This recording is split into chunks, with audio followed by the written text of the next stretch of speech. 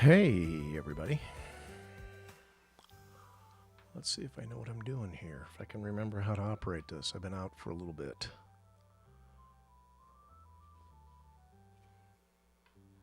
All right. So far, so good. While we're young here. There we go. Disc stick. Thanks for showing up. Always a pleasure.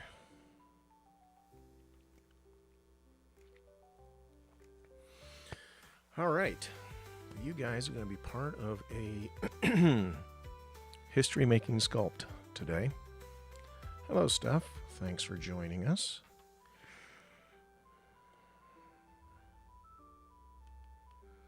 Today's sculpt is a special sculpt,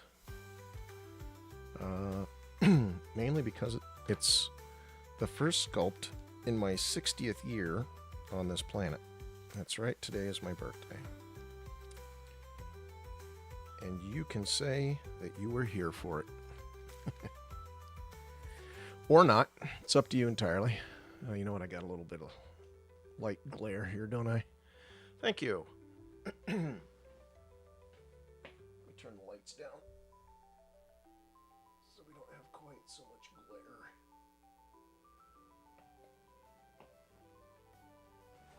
Yay! Happy birthday to me. Happy birthday to me.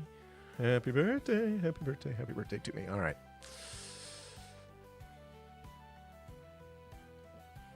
Let's get down to business, shall we? Excuse me, I don't have a whole lot of time. I'm actually meeting my wife for a little bit of a birthday dinner, so we got to be all about the biz.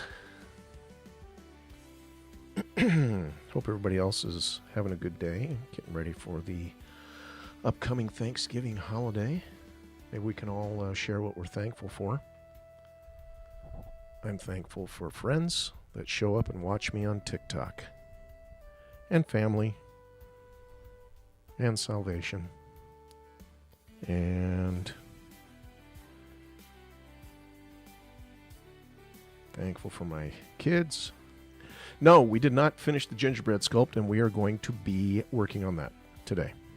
In fact, I think that's going to be our last holiday sculpt, so I can push all this stuff live, because I know there's a few people out there that have been bothering me in a good way. Have been persistent in letting me know that they would really like to print said holiday collection. I won't know if they'll actually do it or not until we post it, but that's the first step to measuring their intentions. In the meantime, before we go there, though, I'm going to push this back just for a second and show you where our Holiday Express train wound up. So, this is our engine. Most of you have probably already seen this. So this is a successful test print of the engine. All the wheels work, and the roof comes off. We can put little characters in there if we so choose. I'll just sit him back here. And then we have our coal tender, which follows immediately behind the engine. Most of you saw us put this together. All right. Looks like I missed a couple of strands of supports here. I need to clean those off, but otherwise, I think this is a wild success. All right, we'll sit him right over here behind the engine. And then we have our flat car. Flat slash box car. Flat car would actually be flat. This is kind of a pseudo flat container boxcar. And again, in keeping with the theme, we can put our little characters in here and give them a ride around the tracks. The caboose just finished printing. Thank you, Juan. Appreciate it. Or the one and only. I'm assuming your name is Juan. Never really officially met you, but I do follow you, and you follow me, etc., etc. So we are. The caboose just finished printing this morning. I'll be assembling that. I'm hoping that I'll be able to go live maybe sometime tomorrow, or definitely early next week once the holiday is passed. And I'll show you the caboose. But I still have to take it off the print bed and clean it, get it ready for prime time. But there is, again, our train, our Holiday Express. And yes, it has a Wiggle Bud's face. Everybody say, Happy Thanksgiving. Happy Holidays. It is a Holiday Express. So, that is where that is right now. Let me put it back here. Okay, we'll bring this back forward so everybody can see our screen. So, one other announcement to make. I'm going to show you guys something. And for those of you who are in the know, you'll kind of know what this is. And if you don't, I'll explain. But this is a hint. This is part of my birthday present. Anybody know what this is? Hey, Twisted. Thank you for joining us. Anybody know what this is? And there's no wrong answers. Actually, there are. But I'll tell you what it is.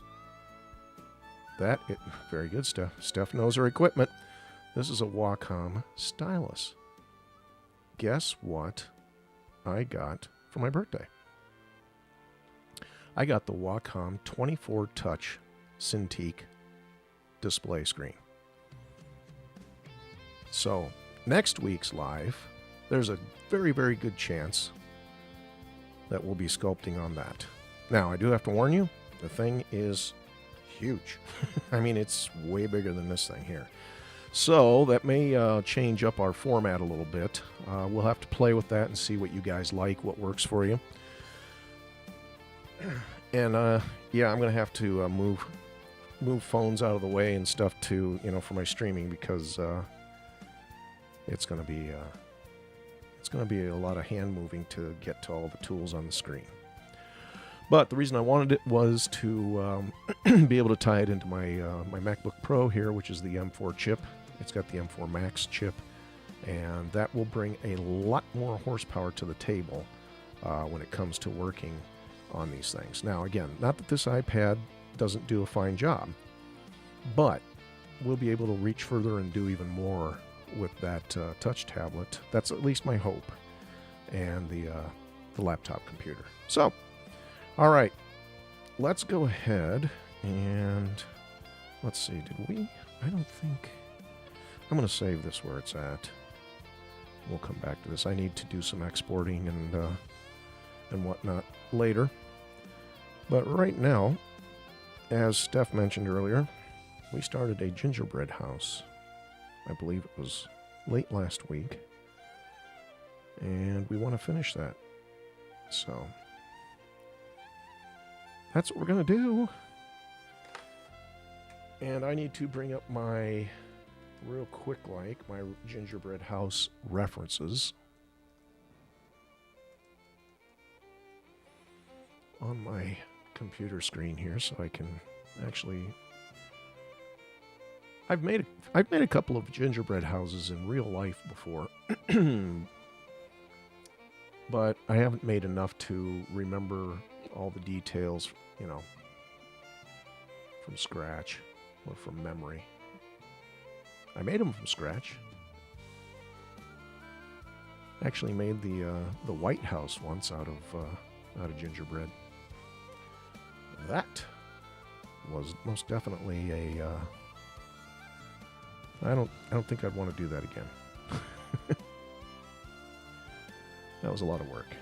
Made Christmas trees outside of there, had lights in them and all that stuff. I was had a lot more time on my hands to just do stuff. Okay, so where we left off, I just had to kind of get my bearings here. We did our swirl candy up here, our swirl mint. Pride and Joy, thank you for showing up. Thank you. Always a pleasure to have you guys out there. Bits and Bobs, trying to give everybody a shout out here. Let's see who all's here. Bits and Bobs, Pride and Joy, Twisted 3D. I don't think it's showing me everybody that's here. Steph, are you still here? Give me a hey if you're still here.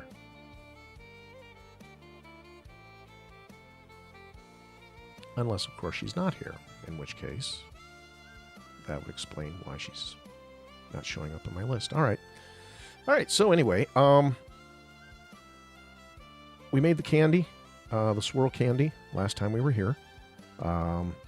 And the piping around the windows is pretty much where we left off. So I think we're going to go ahead and pick up there. All right, and this is still an editable bit of art because we have not validated this tube yet.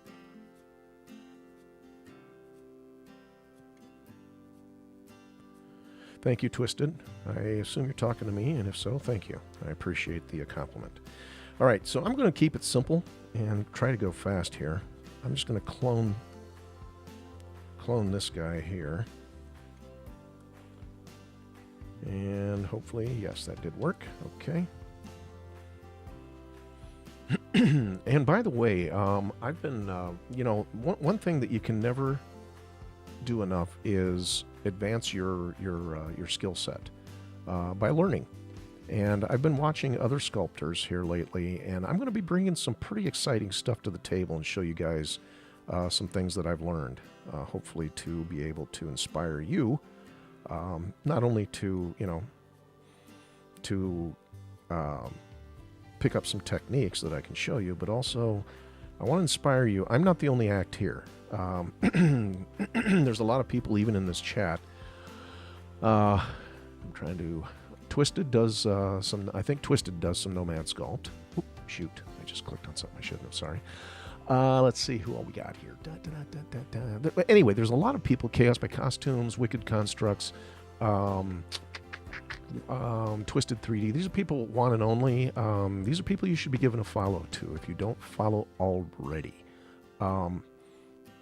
And, you know, what do they say? Rising tide lifts all boats. So I have been spending some time looking at other people's tutorials, picking up some techniques that I was absolutely shocked that you could do. So I'm really looking forward to bringing some of that to the table and demonstrating it to you guys because it will only enhance your sculpting capabilities as it has and will continue to do so with mine.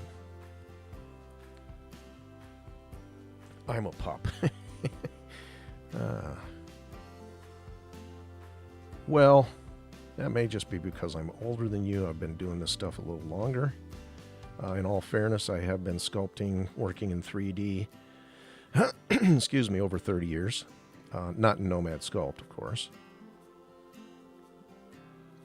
And I am a moving target. I had a friend, once upon a time, who was always trying to catch up to me, you know, in what I was doing. And he's massively talented in other aspects, but you know, I was talented in some other things, and he was always trying to catch up to me, trying to like outdo me. And I was like, you know, it's great because, you know, it promotes, I think it, you know, promotes growth on both sides of the spectrum. But he'd get frustrated about it. And I'd always tell him, I'm like, dude, I'm like a hockey player. It's like Wayne Gretzky says, always skate to where the puck is going to be, not where it's at. And I encourage you guys to do the same. Always skate to where the puck is going to be. Always be pushing forward, because where I'm at right now is not where I plan to be in 6 months from now. Unless I pass away and I'm no longer here, then obviously I'm done. So it goes with life. So it goes with this kind of stuff here.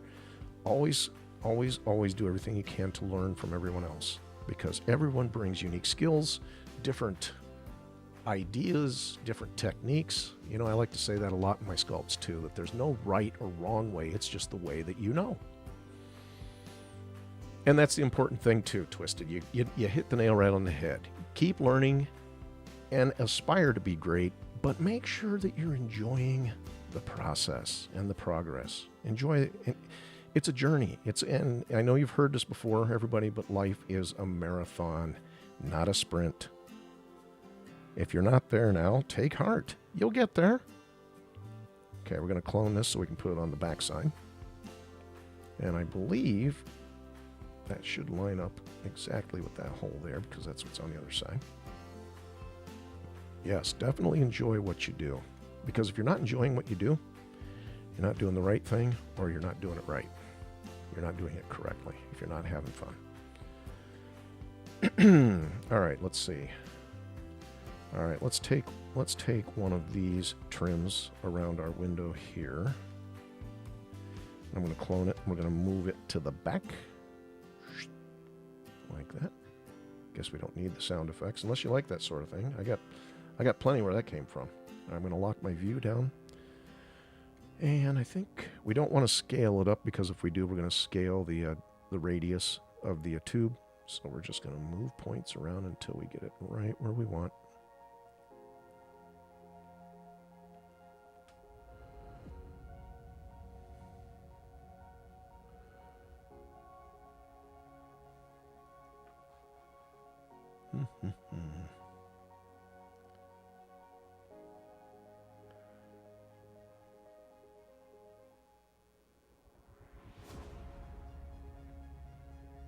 All right.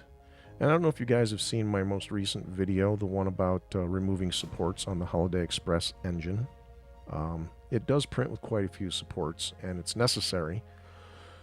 Hello, Lily. Is it Liliarna? Liliarna. Lily. I got my glasses on, so I may have missed something there. Oh, was she saying hi to me?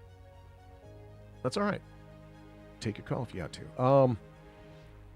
But anyway, if you get a chance, check out the video because it's a long form video, still in the vertical format, aimed at obviously TikTok and YouTube Shorts, although it's 4 minutes and 44 seconds long, and it doesn't qualify as a short, so I had to upload it as just a straight video to YouTube. But I'm curious to get your thoughts and your feedback on the format, the lighting, everything.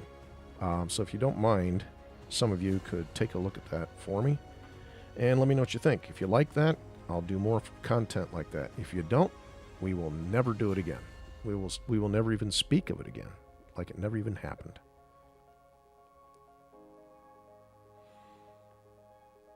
Did you see it, Steph? Okay, great. So you can speak with some authority on it. Okay, good. Yeah, I haven't gotten any bad feedback, but I definitely want people's feedback, and I know sometimes I scroll through videos and never stop to comment or anything like that. And I do that at I admit that at my own chagrin. But if you, like I said, if more people can let me know if you like that sort of content, if you want to see more, then great. If not, I'm not going to waste mine and your scrolling time as much as I can. All right, looks like these are not going all the way to the edge of our gingerbread, so we need to fix that. In fact, I'm going to turn X-ray on so we can see through this.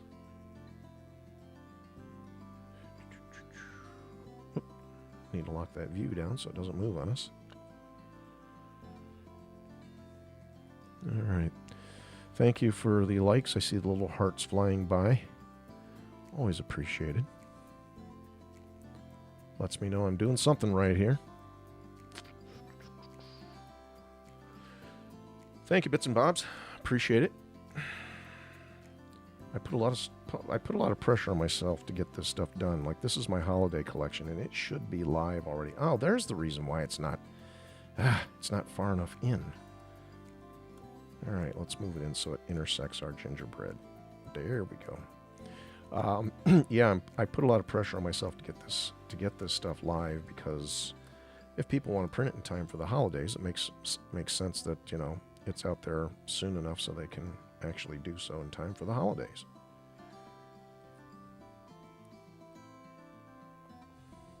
Me and my daughter have a battle with gifts. That's a good battle. I mean, that's a good battle to have. I'm going to move these windows forward a little bit so they intersect the gingerbread and the piping. In fact, we're going to take a look at all of our windows and make sure they do the same thing. And those do there. Oh, these are a little off here. You may not think that gap... Oh, Liliana.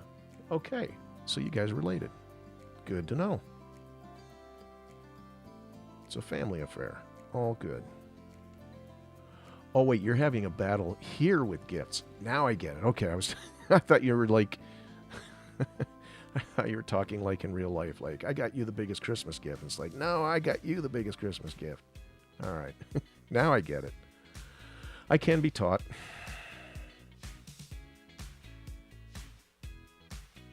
Father, daughter here. There. Father, daughter there. Yeah.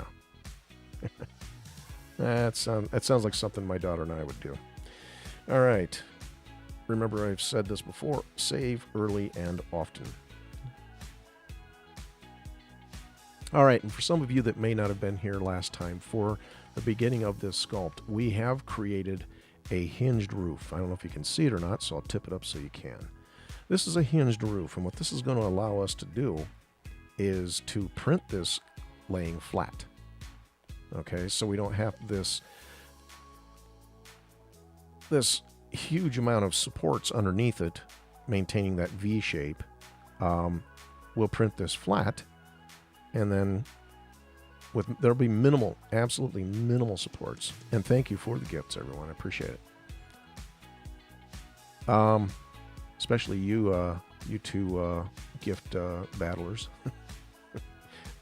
I've never seen that before. It's funny. So again, the idea here is to flatten it out, print it, and then, crack it loose and lay it on top of the house.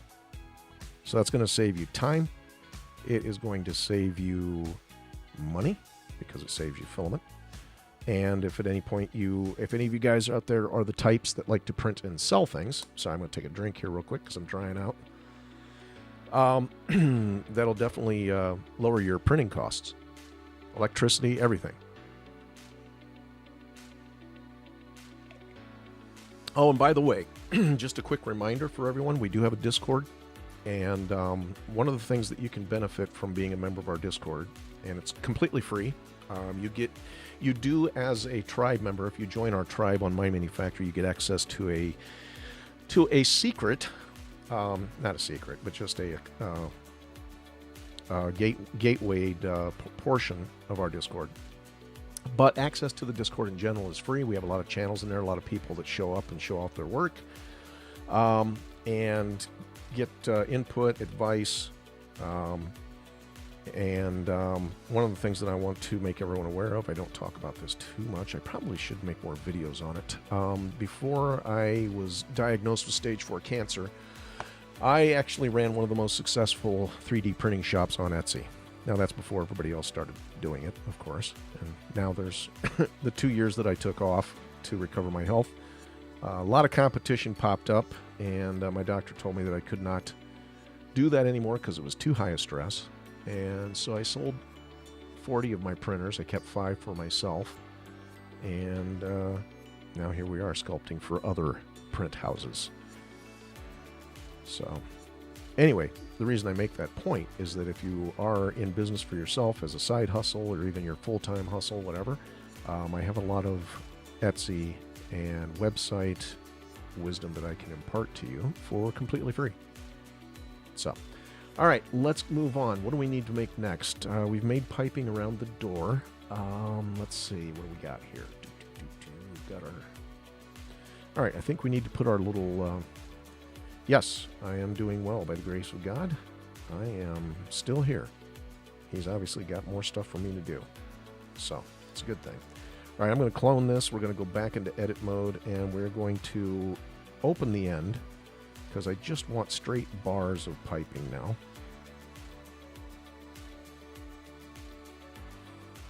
Okay, so we just need a 2-point, and we're just going to lay that in there like that.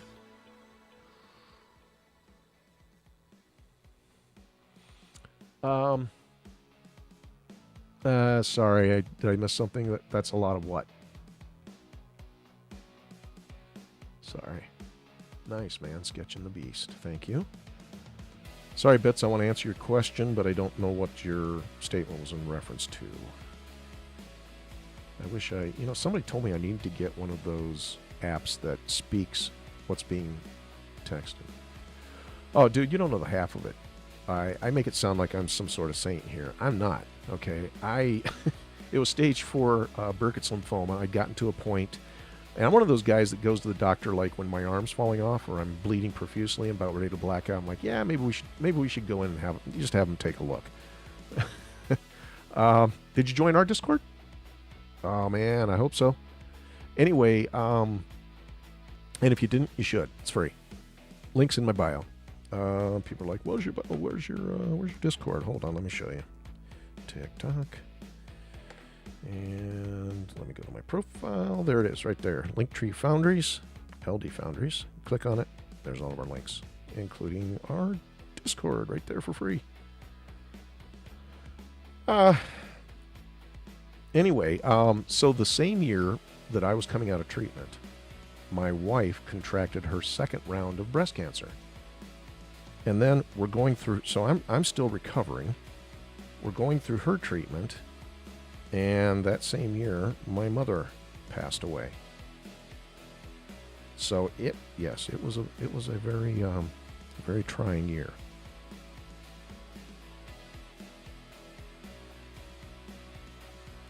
All right, so we've got our crossbars in our windows. Tell you what, let's grab both of those. I'm going to clone them, and we're going to move them over to the other window because that window needs crossbars as well.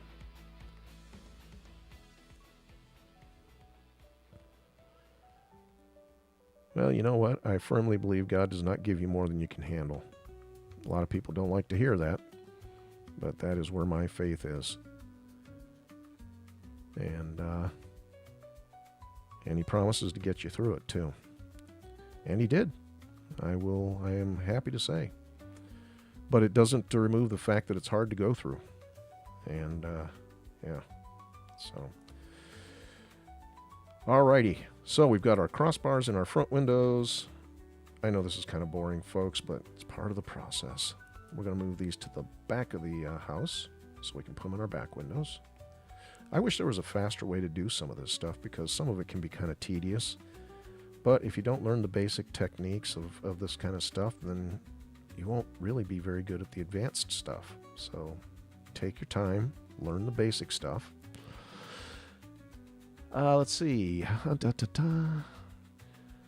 Just like I told, thank you, Sketching, appreciate it. Just like I told you when I found out you were a survivor like me, you are here for a reason. Absolutely, 100%, I agree with you. And I got to be honest, one of the things that they don't tell you about chemo is when you go through it, that it alters your body chemistry. My oncologist told me, and she is the world's foremost leading expert on lymphoma. She told me, she said, you're going to be, going forward, a different person. And of course, spiritually speaking, I'm thinking to myself, you have no idea. But she was talking physiologically, and she was absolutely right. And one of the things that they don't tell you, and it was funny because it wasn't until I stopped chemo in April of 23. Yeah, 23. And then I went in for a checkup a couple months later, and she told me, she said, you might be experiencing some depression. And I'm like, it was such a relief because I'm like, okay, I thought that I was going crazy because I'm an artist. Okay. Artists sometimes have a tendency to be a little moody, but it was never something that I couldn't snap myself out of, in a couple days time or so, but this just wouldn't go away. And one of the things that had me really upset was I'm like, I had made peace with all things, and I had accepted my fate, and I thought, God's taken me home. But then he didn't. And so I wasn't upset at God, but I was just like, I don't get it.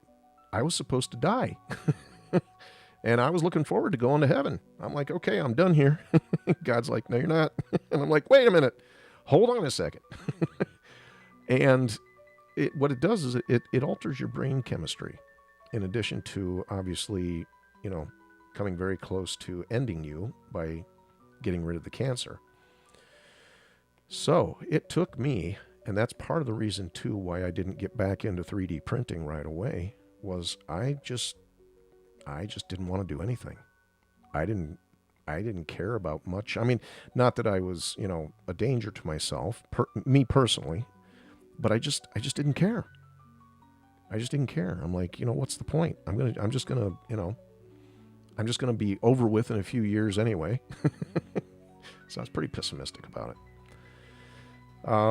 But eventually, over time, and my faith was a huge part of that, I finally came to terms with the fact that, you know what? When it's my time, it's my time. And until it's my time, there's stuff for me to do here.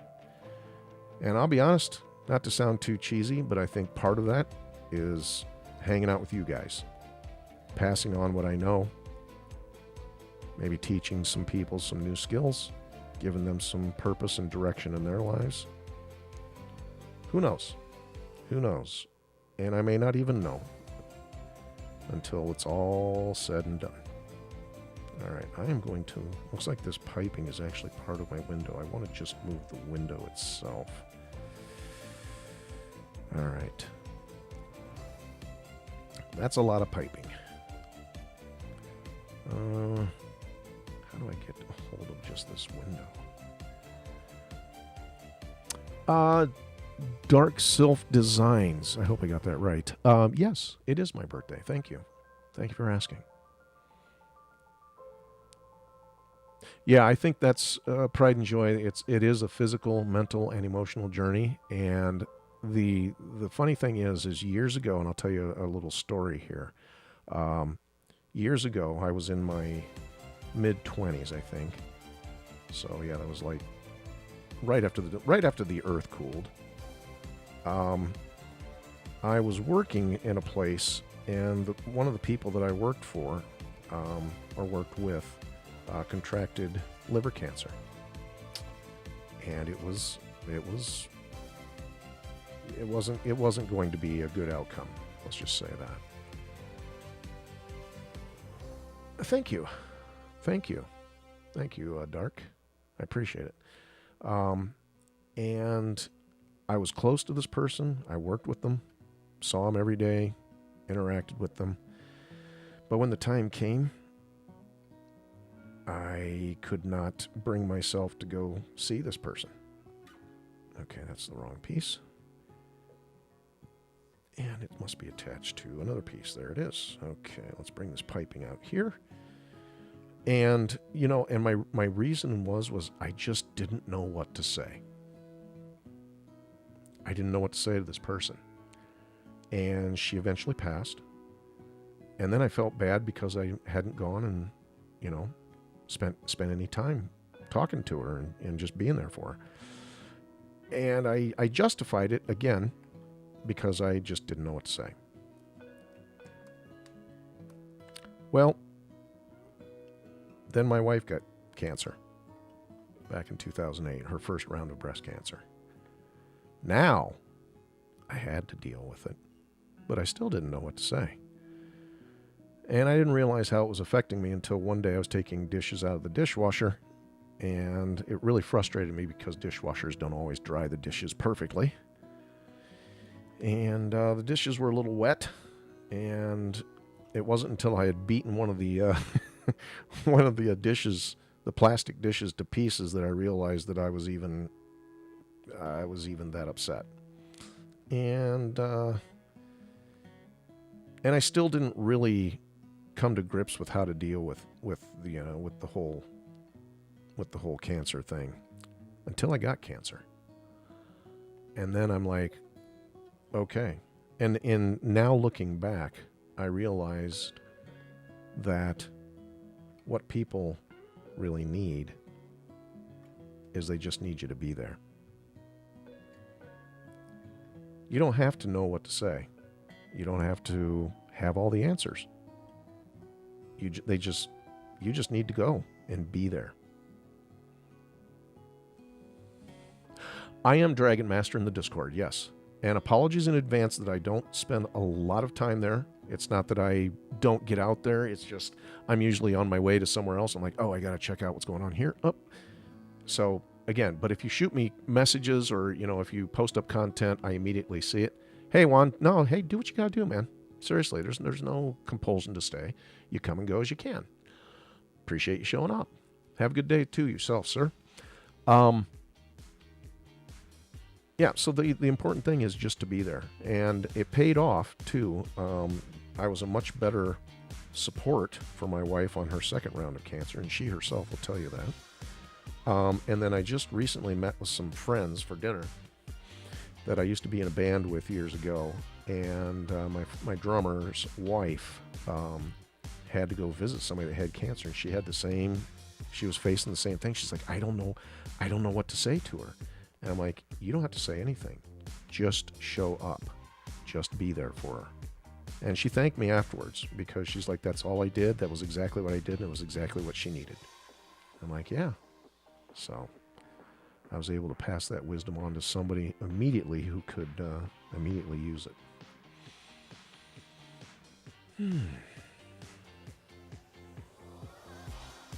How about that? Juan called me his friend. I like that. I like knowing people consider me a friend. Even though I owe just about everybody money. Not Juan, no. I'm kidding. All right. I'm going to clone this, move this over here. And speaking of people that we know, cancer is something that I would not wish on my worst enemy. I don't have a lot of enemies. Actually, I don't think I have any enemies. Not that I'm aware of. Whoops. Something happened over here. I wouldn't wish it on anyone. It's absolutely terrible.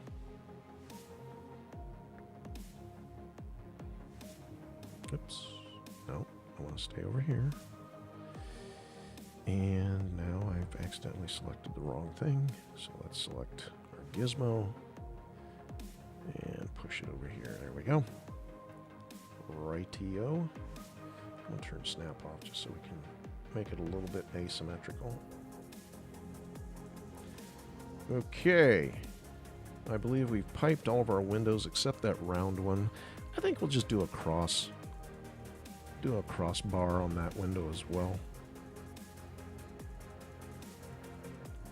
Keep it simple.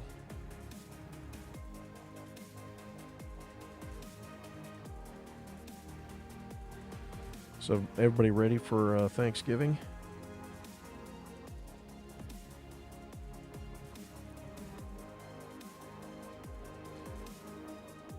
I am.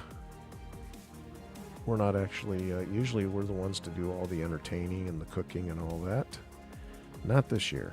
This year, somebody else is handling that, so we're just going to show up. Getting there, huh? Oh, I'm sorry to hear that about your friend. Yeah. Well, hopefully you're doing the friend thing, and like I said, just being there when she needs you. Got everything ordered. Excellent. All right, so we've piped all of our windows. All right, that is keeps resetting my pivot points. I'm kind of a fuss budget when it comes to my pivot points. They have it in control, but now chemo messes are up. Yes. Yeah, they the chemo.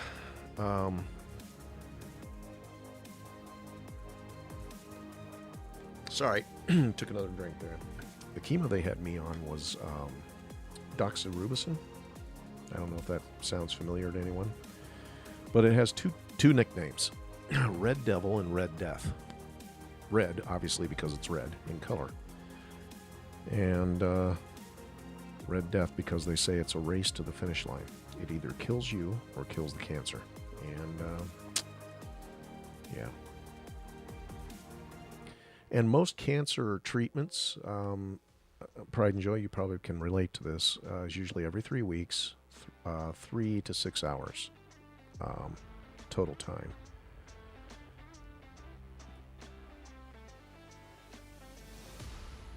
You know, when it comes down to either you do what you got to do. You know, it's funny because I have some people that's like, "Oh, you're a hero. You survived cancer. You're a hero." I'm like, I'm not a hero. The doctor said, show up. We're going to put this in you, and it's hopefully going to save your life. I'm like, okay, I'm in. That's all there is to it, man. You either show up or you just accept your fate. But again, going back to the normal regimen, normal cancer regimen, cancer treatment regimen is 3 to 6 hours every 3 weeks. My doctor told me that I had a very angry and very aggressive cancer. I had Burkitt's lymphoma. And one of the things that they didn't tell me, I did my research later, is that, excuse me, the cancer, when it reaches stage 4,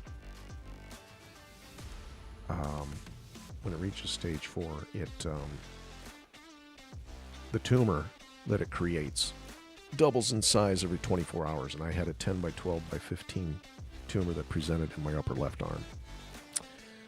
10 by 12 by 15 centimeter, and it was doubling in size every 24 hours. My chemo regimen was every 3 weeks. They would check me in for 5 days, and I would get chemo 96 hours straight. So, lost 60 pounds. Didn't look anything like I look now. Now I've gained it all back. I don't know if that's good or bad. You're on immunotherapy? Okay. Yeah, chemo is terrible. It really is. In fact, I'll be honest. Thank you. I'll be honest. I told my wife, I had 6 treatments. I told my wife on treatment number 4, I'll grab another drink here.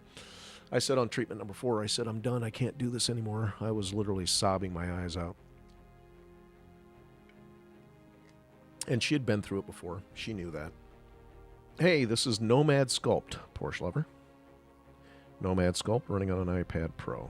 Next week, we're going to be probably sculpting on my MacBook M4 Max, M4 Pro Max chip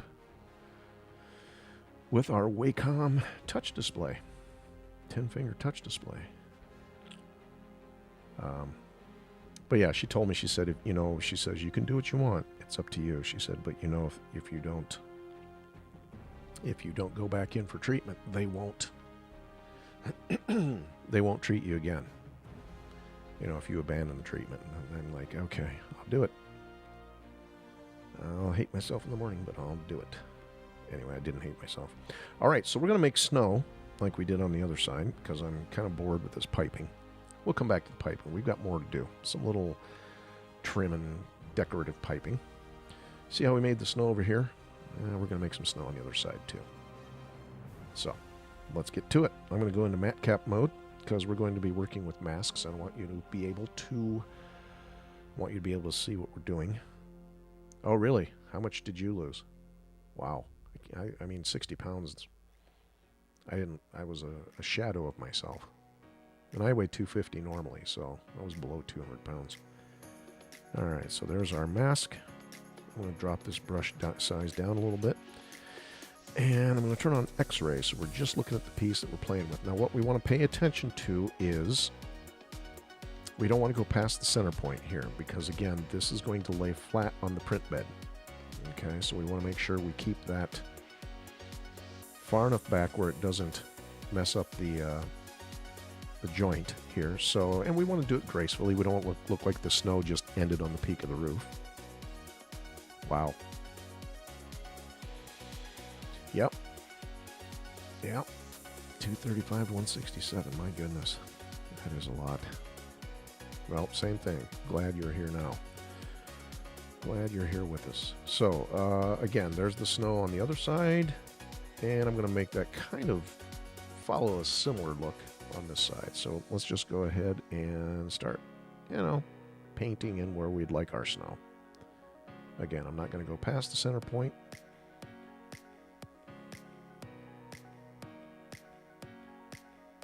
And we're just going to get kind of creative. I don't like that, so we'll just erase it.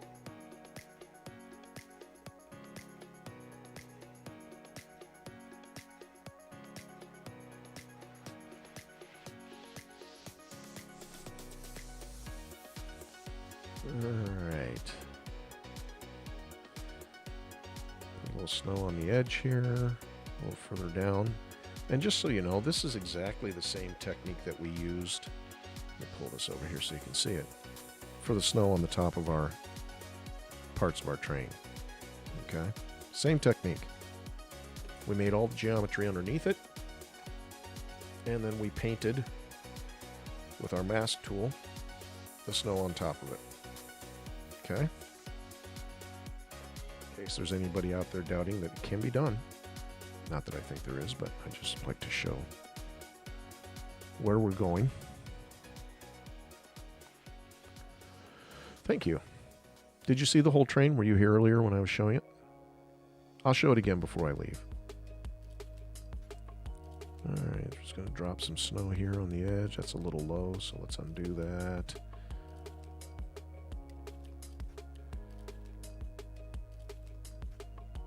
Can you explain, like I'm a small child, what this does? What we're doing here now? Well, I'm just painting an area. Wait, like a small child. Do you see the little mask that I'm putting on here? Isn't it so cute? I'm kidding. Sorry. I did catch it on one of your other lives. Okay, good.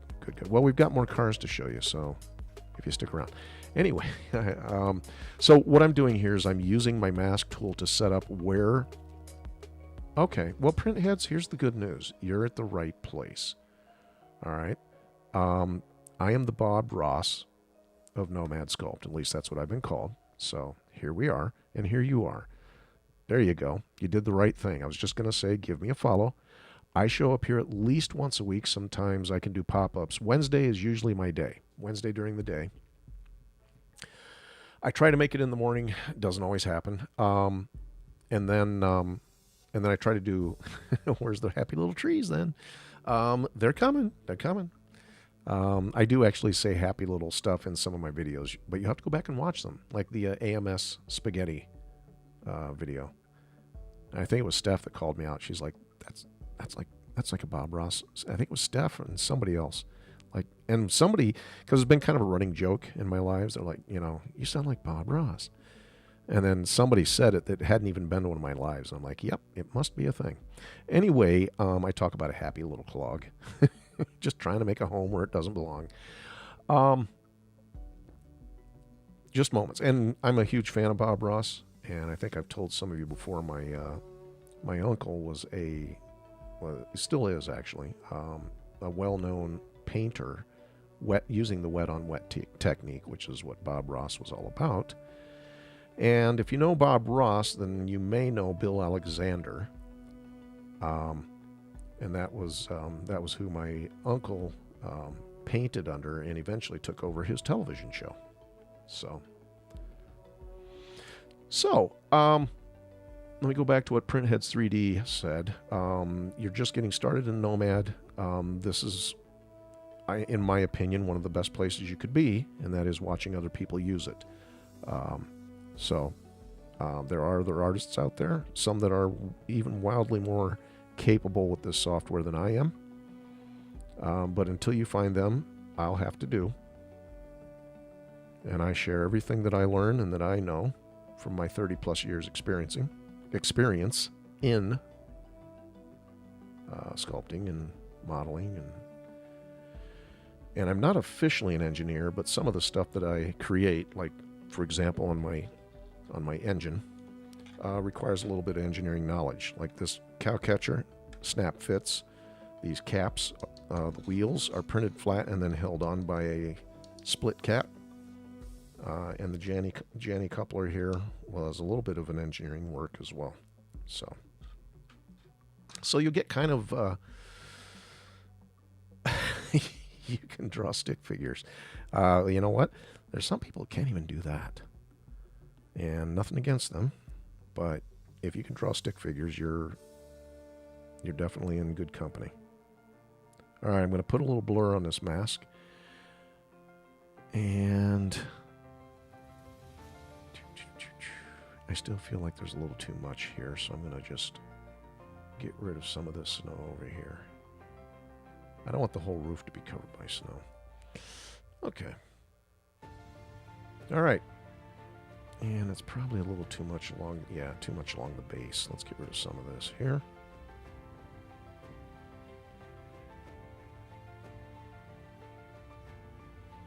All right. Now, once we get the mask laid out where we want our snow, we just go up here to Mask in our settings. And then you can see how it is extruding based on where the mask is. Wonder why that. Interesting. Well, we'll have to pull this up a little bit. Excuse me. The mask becomes the basis from whence new geometry is extruded off of the existing geometry. So this is really handy, not only for creating snow, but also for creating clothing and accessories, anything that you want to create, like a belt or a pair of gloves, or, you know, what's something else? A pair of shoes that you want to fit along the existing geometry, but create new geometry. We can adjust the height, which we're going to do. We've already got it smooth to the max, so we'll do more smoothing after we create this. And I'm going to, whoop, and then you see what happened there? We can do this on the fly, too. I went ahead and painted everything first, but if I say, you know, I just like a little bit of snow right here in the center, too. There you go. It's just like that, and it happens. All right, how thick is my snow on the other side? I don't want to get too far. Yeah, I think it's a little tall, so let's go ahead and drop it down just a little bit. Yes, happy Thanksgiving to you as well. Thanks for showing up. All right, so once you get it exactly the way that you want, then you go ahead and hit extract. And now what it's done is it's created new geometry. Okay? Now we'll go ahead and manipulate this geometry, but the first thing I want to do is I'm going to go back and get rid of the mask. So I'll just go ahead and hit clear. And I'll turn X-ray off so we can see the snow with the roof. Now you can see my snow over here has a little bit more character to it. This app is called Nomad Sculpt. It's available in the App Store. And I believe the, what is it for Android? Play? The Play Store?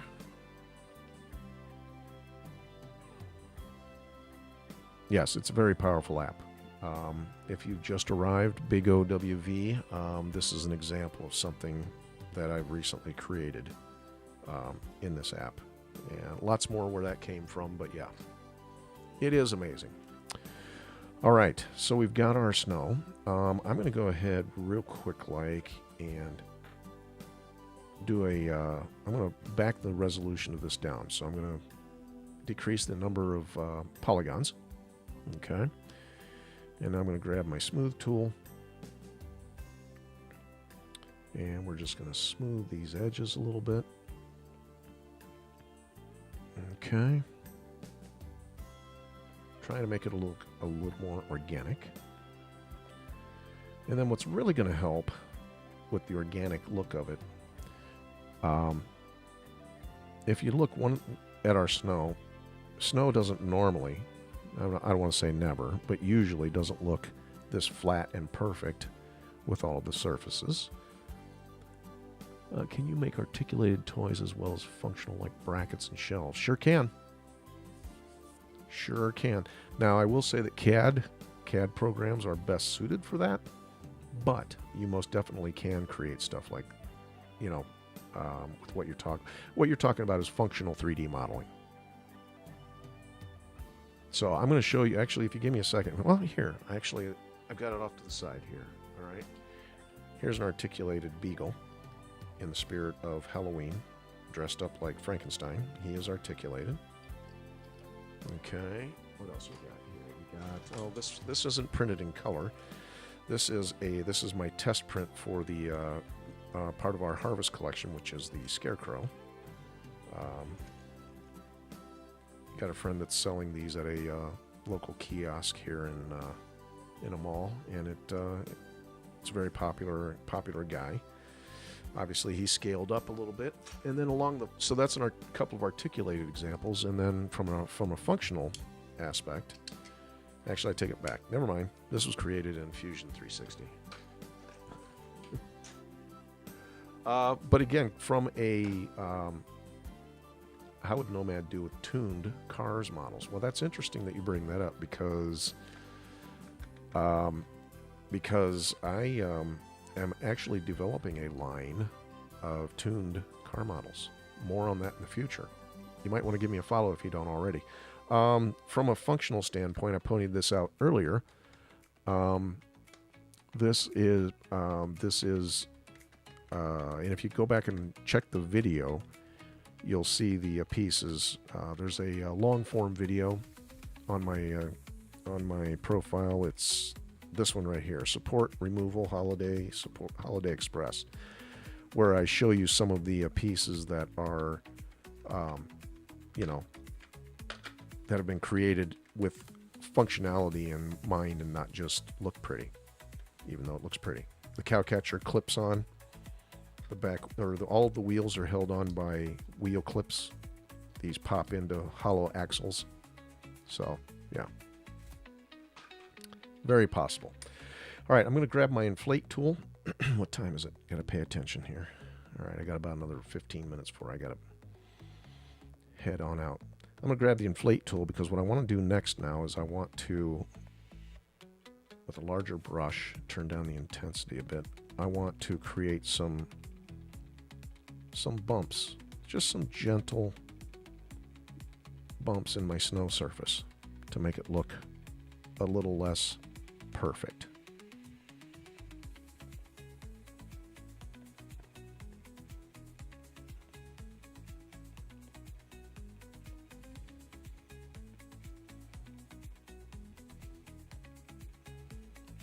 Remember the rat rods on t-shirts from the 70s? That's where we're going with the tuned cars.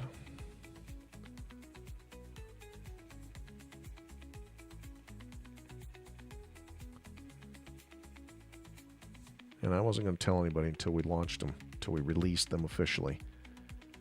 But you just got it out of me.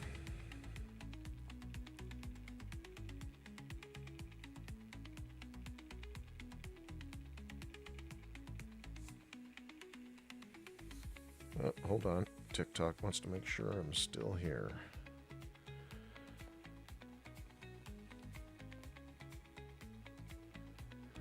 All right.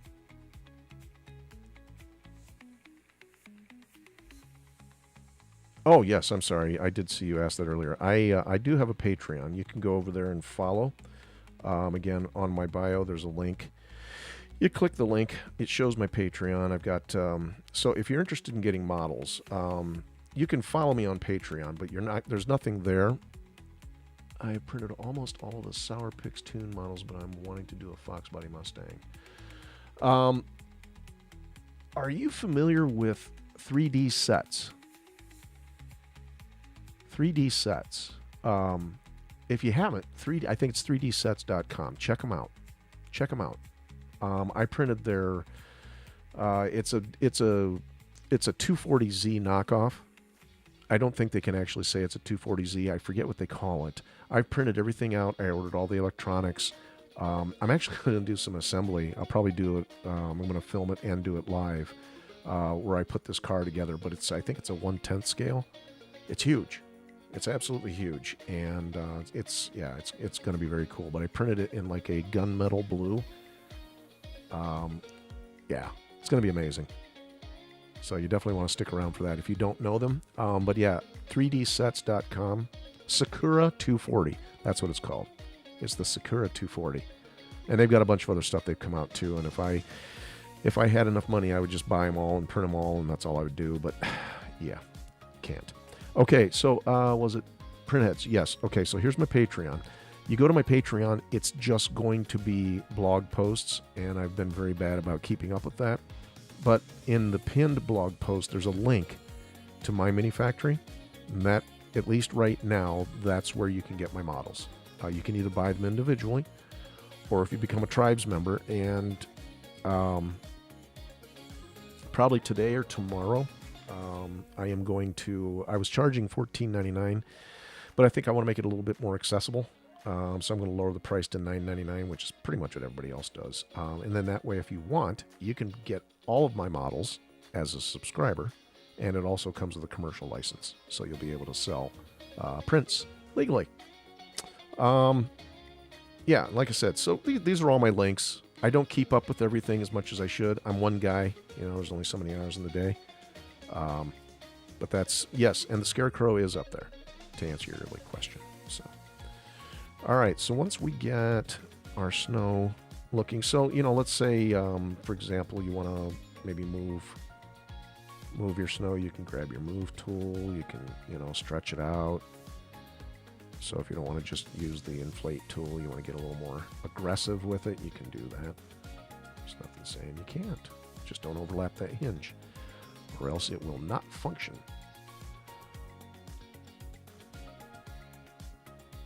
Show not skis.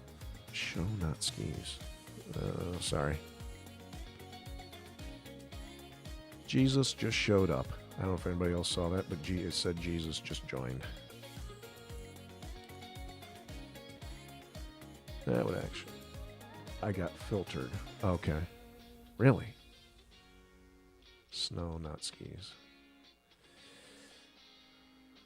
Can you show throws our toes so I can show the wife? Okay. I'll tell you what, I'll do even better. I'll show you. Okay, here's the functional print. And a functional print is exactly that. I print it in white just for a fast print to make sure that it moves and flexes and does everything I want. If you want, you can see it on My Mini Factory, but I can just show you here too. Let's go ahead and save this guy. And we'll come back to this, don't worry. And if I go back to my Harvest collection, this might be something she's interested in too. I'll show you that in a second. But there's the Scarecrow in color. Can you create the details on the surface but keep them separate so you can move them around? Yes, you certainly can. Give me a second, Lurchman. I'll show you that. So there's the Scarecrow. And it's against a 3D backdrop, so if you spin it around, you see the edge. But that's that guy. Oop.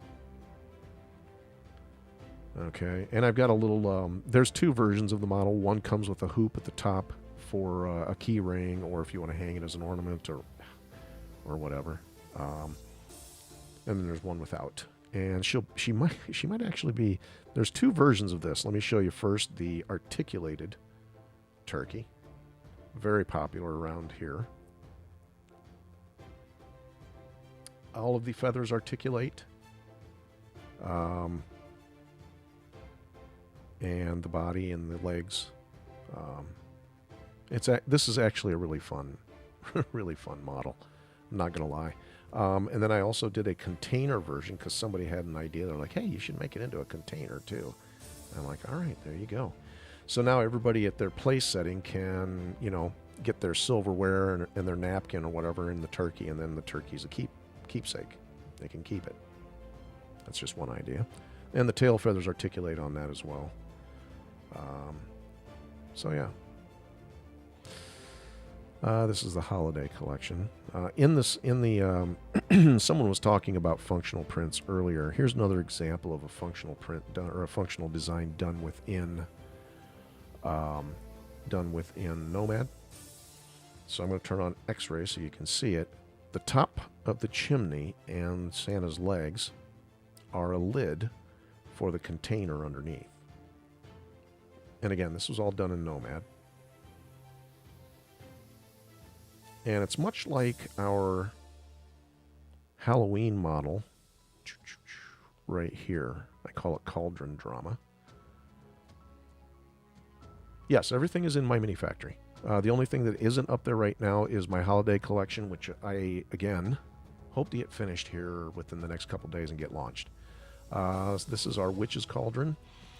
The legs and the potion are the lid, so you just grab the legs. And again, where is it?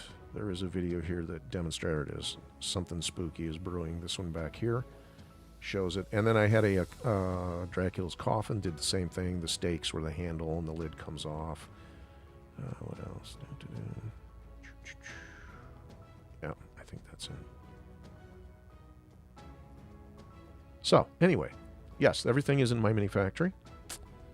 And I am going to eventually be moving to Thangs, just because I want, maximum exposure. All right. Someone was asking about creating details on the surface and moving them separately. So I'm going to turn on X-ray. We just made the snow, as you can see here. Actually, I'm going to paint it white here. Let me grab this snow. I'm going to sample the color. And then we'll go back to this snow and we'll paint it white. As opposed to paint it black. Get it? Little Rolling Stones reference there. Anyway, so allow me to demonstrate. Lurchman, is it Lurchman? Lurchman, if you're still here. I'm going to go back to matte cap mode. We'll turn X-ray off, turn paint off. Let me grab my mask tool. Do the same thing we did before. So, I've got my mask tool. All right. All of this is built in layers. So everything is individual objects. Okay. So if I want to move this object, all I have to do is just move it. All right. But what we just finished doing was taking the mask tool and creating geometry out of existing geometry, or on top of. Actually, it doesn't even create it out of the geometry. It just uses the geometry under it as a reference. And I go up here to my mask tool, and there you can see this is what it's going to create. All right. And I can adjust it. I can either add to it on the fly, or I can unmask and take away until I get it the way I want it. And then I hit extract, and there you go. It is its own piece of geometry, apart from the roof. Make sense? Hopefully it does. Don't need that, so I'm just going to get rid of that mask.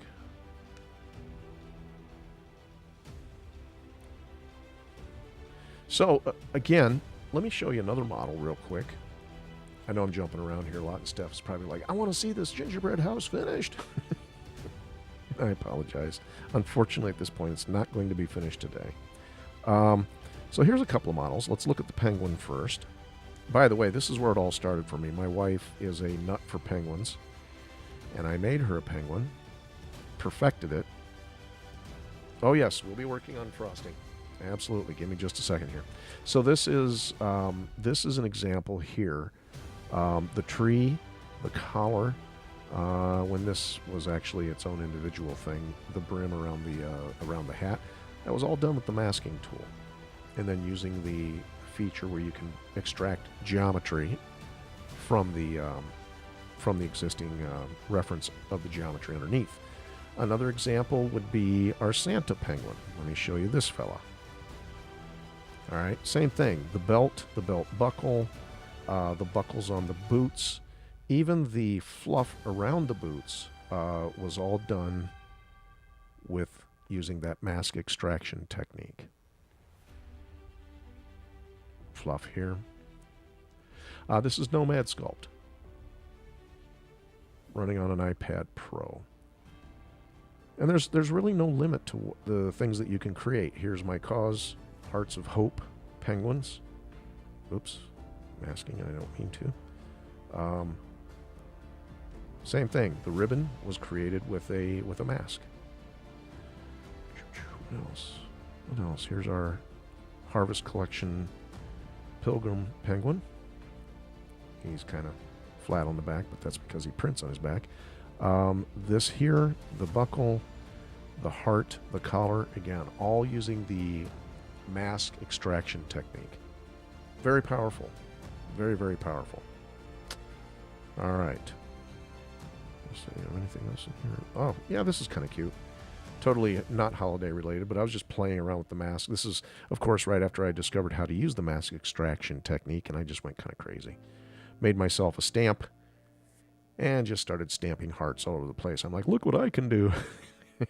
Totally impractical, but there it is. There it is in play. All right. Holiday. Back to our gingerbread house in progress. These are great questions, though, guys. I appreciate the curiosity, and it just makes us all better, because I don't know, just because it does. All right, I'm thinking the snow looks cute and all, but I don't know if I like it sporadically all over the place. Kind of want to run icicles down the edge, kind of like frosting, but something that adheres closely so it doesn't create a problem and a ton of supports when we go to print this. And that's one of the things that I'm actually pretty good at, is being able to look forward. To be able to look forward and say, yeah, that's not going to print well, or that will print just fine. After creating on the Nomad app, do you have to use a different app to make sure it prints properly? Yes, you need to use an app that's called a slicer. So yes, a slicer is very, very necessary, because what it does is it takes your models and slices it horizontally. So when you're printing with an FDM printer, it prints from the bottom up. And there's a lot of slicers out there. Orca Slicer, Bamboo Studio, Prusa Slicer, which Orca Slicer is actually a lift from that, and Bamboo Studio is a lift from Orca. Simplify 3D, that's a paid slicer. I wouldn't buy that one. I did, but that was years ago. Cura, Cura is another slicer. I'm trying to think of the different slicers. Idea Maker by Raise 3D is another slicer that I've used. So, but yeah, I would say the most popular right now would be Bamboo Studio and Orca, or I'm sorry, yeah, Orca Slicer. There we go. Okay, before we move on with the rest of the frosting, I want to real quick create a base that this house is going to sit on. I think it's very necessary. Let me think, how are we going to do this? Let's do, yeah, I think we're just going to keep it simple. Let's just put a square underneath it. Box. And I'm going to turn on X-ray so we can see through it. And we're going to jump out of paint mode. Whoops. There we go. And we'll go into edit mode so we can edit this. The parameters that make it a little bit. All right, we're gonna get a little funky, a little creative with the shape. Now, something that I learned, and we're gonna try and work with here the other day, watching some of these tutorials that I watch, is something that's called silhouette. Hopefully, I haven't looked for it since I saw the video, so hopefully I can find it.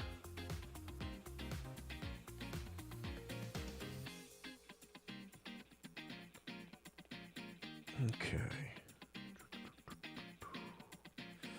Is that enough of a base, he asks. I think that should be sufficient.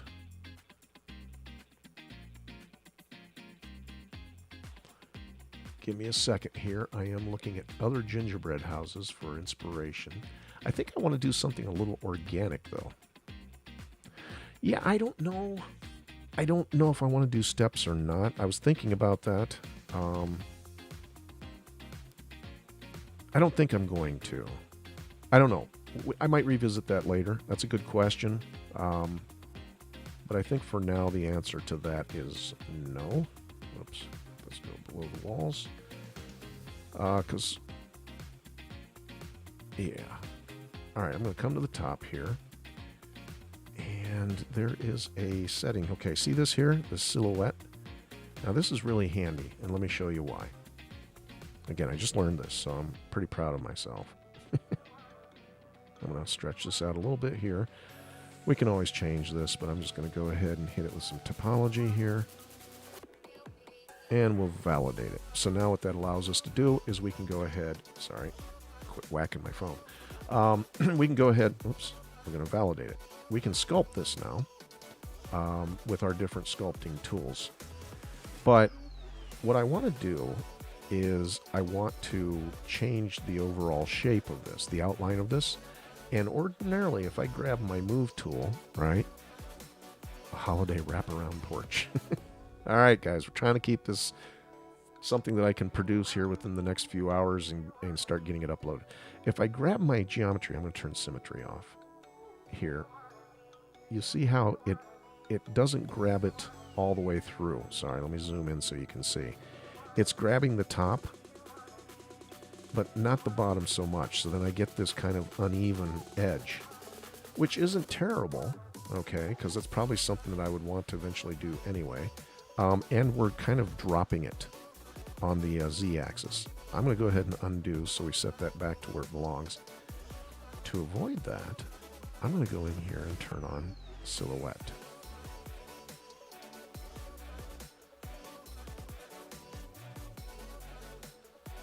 Hopefully it works like I want it to. What should happen now, as I'm looking down through the z-axis on this, is when I grab an edge like this, it's moving the entire side and not just the top of the side, if that makes sense. Whoops. So it's treating this object, no matter how tall it is on the z-axis, it's treating it as a silhouette or as a flat object. It's just a simple little tool, but extremely useful when it comes to, and I can't tell you how many times I've needed a tool like this where I could, look down the pipe, so to speak, and just adjust the profile without having to adjust the top and then flip it over and adjust the bottom.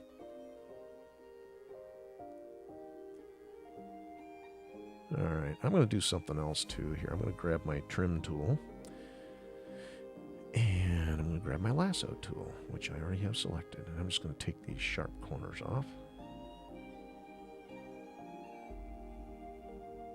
And let me reset that. That wasn't very graceful at all. Just going to do a little bit of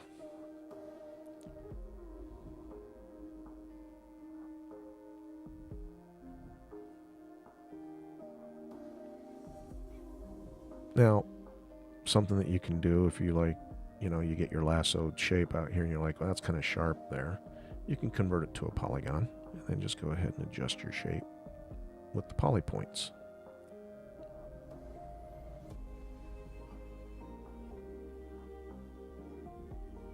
Get it the shape you want. Thank you for the roses. So I'll do that sometimes. I'll either use a square or a circle, or if it's a more organic shape, I'll just use my lasso shape to get it in the neighborhood. And then I'll convert it to polygon and just kind of clean the edges up here. That's a harsh cut right there. So I'll just bring this down, stretch this out a little bit. There you go. So it'll be a gentler transition for the edge. See this one up here? Kind of the same thing. Let's grab our lasso tool and clean that up. Polygon.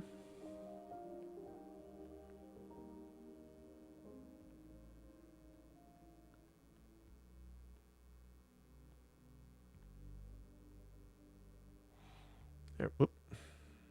There we go. There we go. All right, let's look at this from the side. All right, it's a little rough on the edges. That's all right. That's what remesh is for. We'll just mesh that up a little bit, clean it up. And then I'll grab my smooth tool. Symmetry is off, and that's good. And actually, I don't want to smooth the bottom. Oh, looks like we actually need to trim the bottom. Let's flatten that out a little bit. Actually, flatten it out a lot of bit. And then I'll stretch it.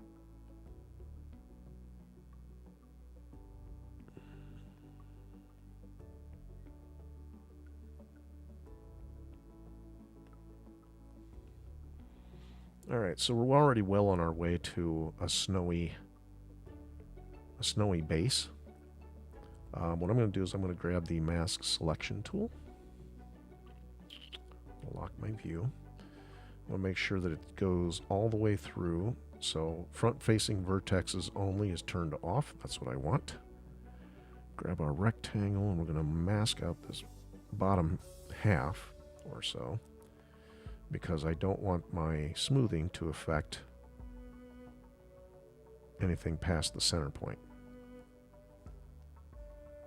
I'm going to bump the resolution up just a little bit, grab our smooth tool, make it a bigger radius, turn the intensity up to about 150, and now we're just going to smooth that top edge.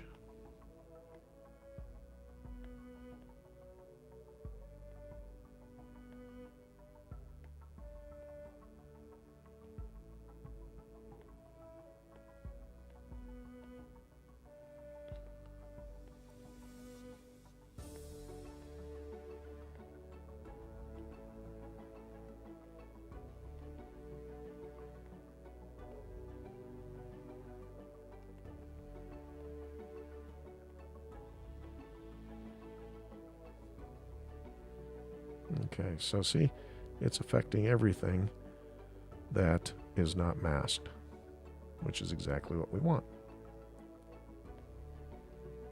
Now I could also go up here to my mask or my operations panel and just hit smooth. And again, it's going to smooth everything except that which is masked to protect. And if I want, I can blur that mask a little bit too, so the transition down is a little bit gentler. Oops. Still had the mask tool selected. Now if we want some snow drifts around our house, we're going to go back to our inflate tool, because this, again, I'm going to turn X-ray off so you can see it. It's a nice inorganic or organic looking base, but it's a little too perfect. We need some gentle snow drifts around the house. So I'm going to grab the inflate tool. I'm going to go up to about this size here. Make sure that intensity is turned down because we don't want to create a snow cliff. And make sure sub is turned off because sub pushes the geometry in. And the other setting raises the geometry.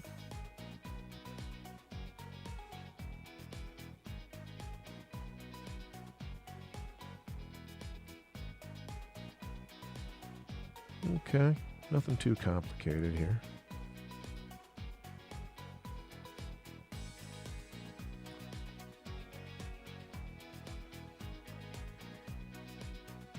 Looks like somebody needs to get out there and shovel the snow. It's piling up. In fact, I hear that there's some snow on the way. I'm in Chicago. I hear we're going to get some snow this weekend. I hope so. Got the snow blower all charged up. It's battery powered. One of those Ryobi beasts. I'm ready to throw some snow. I'm not a fan of snow, but as long as I'm here, might as well have some fun with it. All right. So there's our snowy base.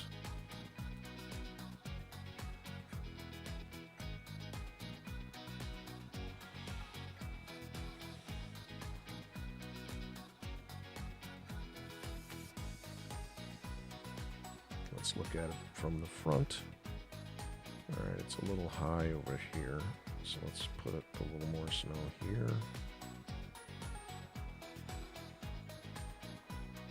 You in Chicago? It's coming.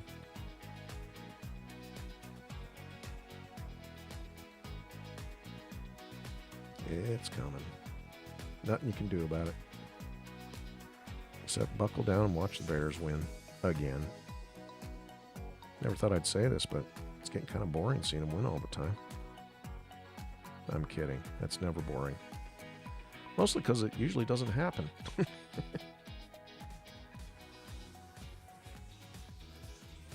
Oh, Bears. Right. Were you as disappointed as I was that Mr. Rogers did not play this past game?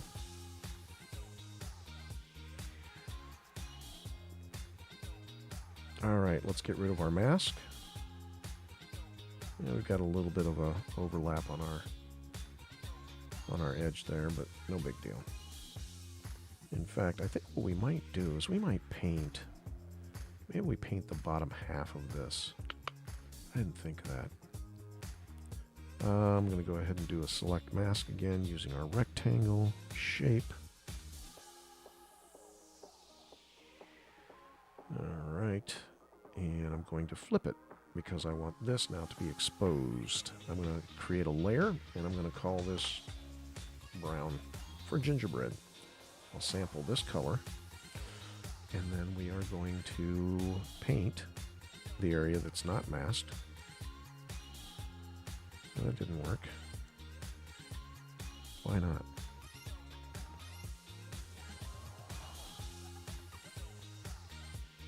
Huh. Hey, good googly. Welcome back.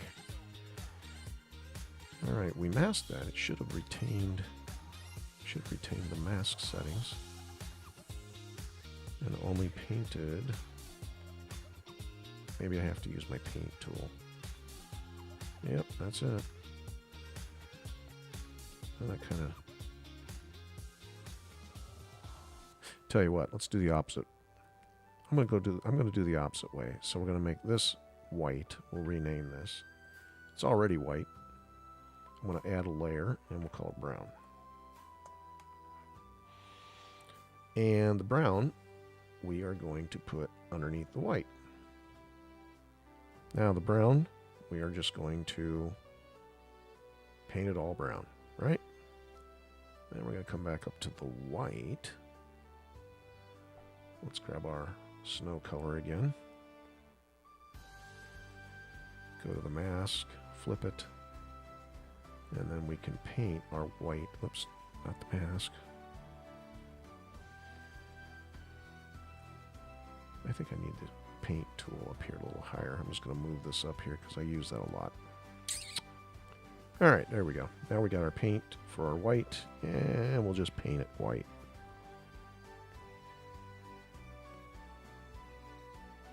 Just like that. There we go.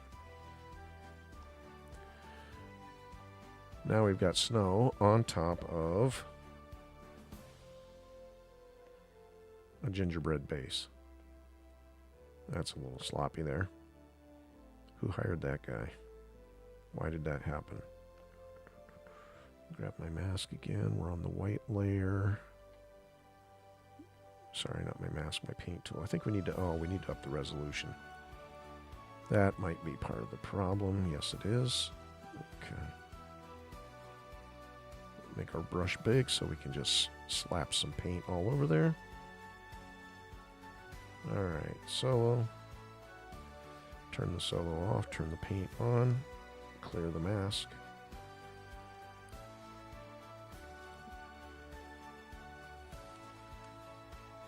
Now, one thing I'm going to do real quick is we're going to stretch this a little bit.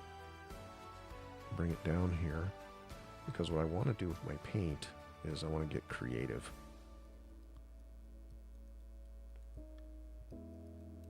Still on the white layer?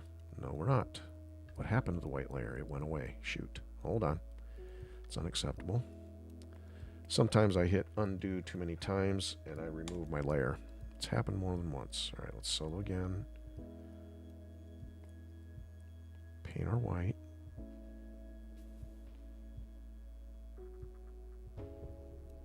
Okay, there we go. Mask. Clear the mask. We're still on our paint, on our white layer. That's what we want. Drop the size a little bit. And, oh boy, we need to res that up a little more.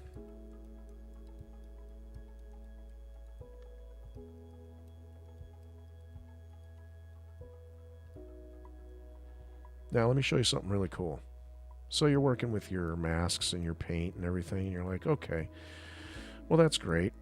What I wish I'd have done is I wish that I would have made this snow kind of poof off of the gingerbread a little bit, because that makes a little sense, doesn't it?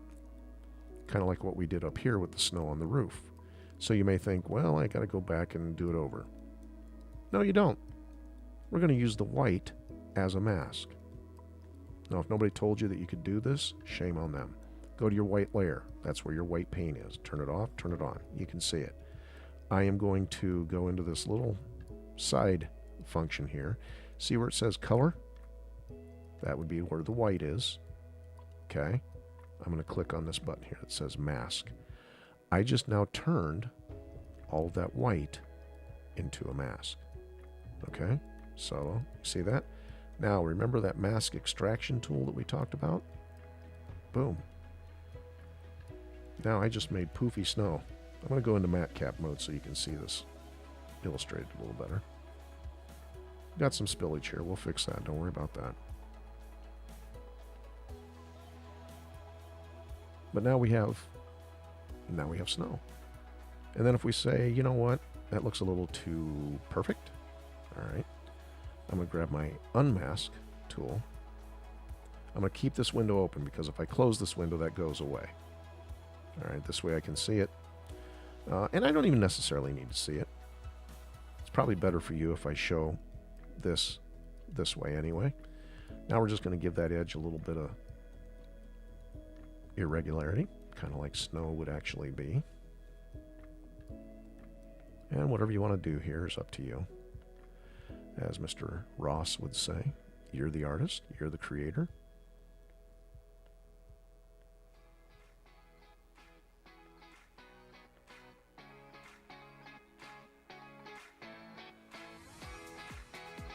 So I kind of backdoored everybody on this snow. At first it was just going to be a painted layer, and not that that would be bad, or again, the wrong way of doing it. But it's like I said before, you know, there's more than one way to do things. And this is just another way. And I like this way personally a little better because it provides an extra level of realism.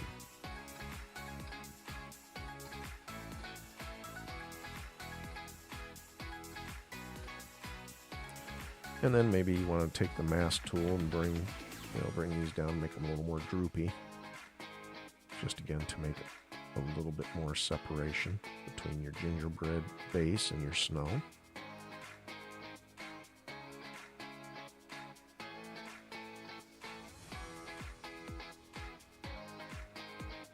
And if you want to be ultra creative, you can do it in time with your music.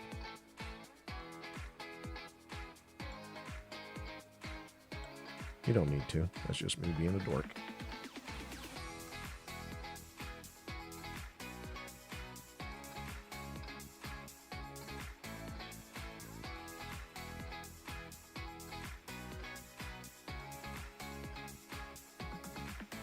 All right, we're back to the front. We sure are. All right, so there we go.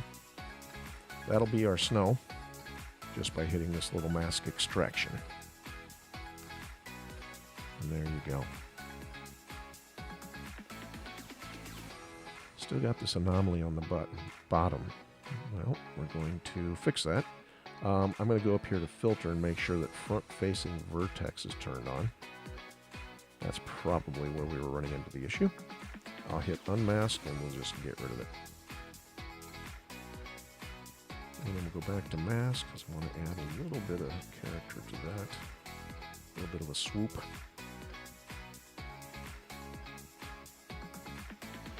Kind of looks like frosting. Well, guess what? That's what it is. All right, there we go. Again, as I said before, we have to extract. And boom, there goes Nomad. That happens at least once a session. Oh my goodness. And we lost everything. And that happens.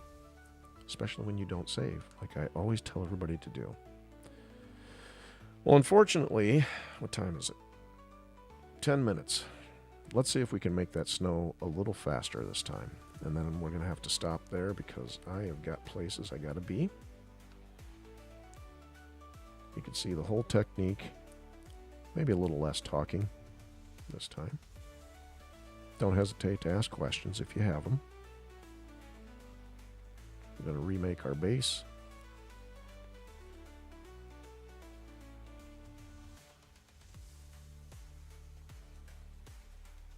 Okay, there's our bottom. Alright, let's up the topography in our box. And then we will validate right there in the menu itself. Yep, that's a good base. It happens. It happens. Especially, like I said, when you don't follow your own discipline of saving. Alright, grab the trim tool back to our lasso. And we're just going to trim off the edges of these corners first.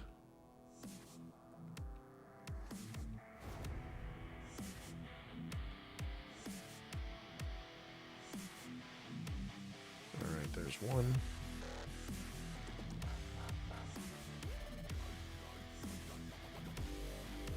Oh, I have symmetry turned on. I don't want that. My bad.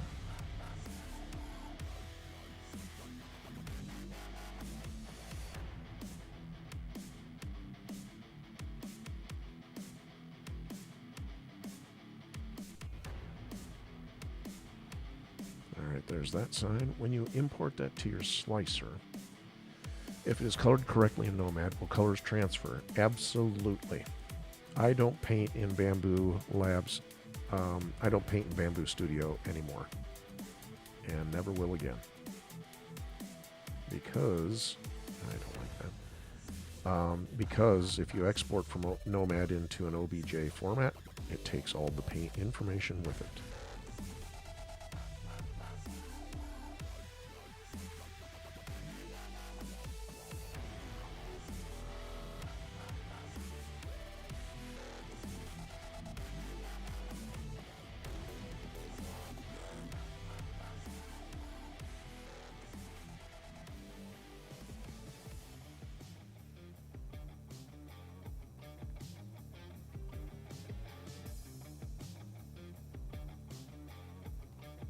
Yeah, it has to be an OBJ format.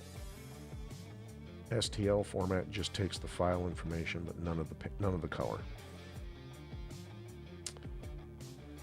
Good question. I like those good questions. Keep them coming, and hopefully I won't miss them.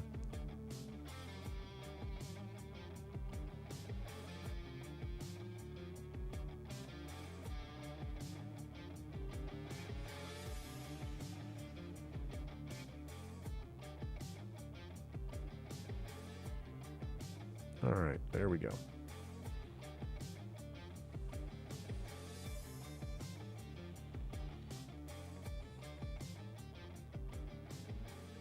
All right, let's go ahead and remesh. And now this time we're going to skip. We're going to skip what we did before. We're just going to go straight to, well, no, actually we're not. My bad. Let's grab the mask selection. Mask off the bottom.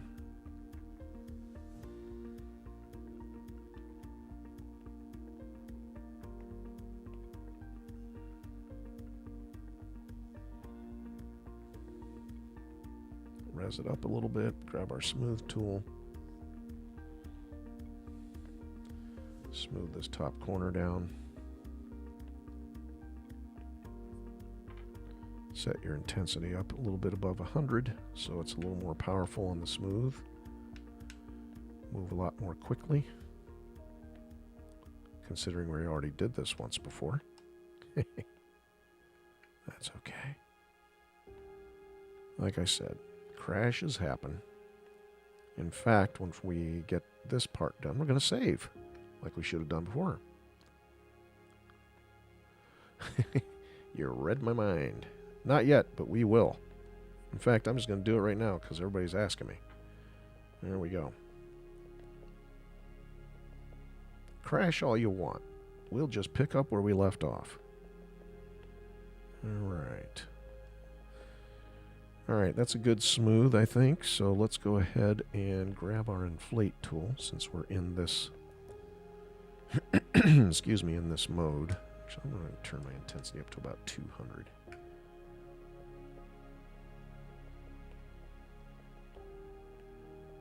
Oh, you know what we forgot to do? That's all right. We can still do it.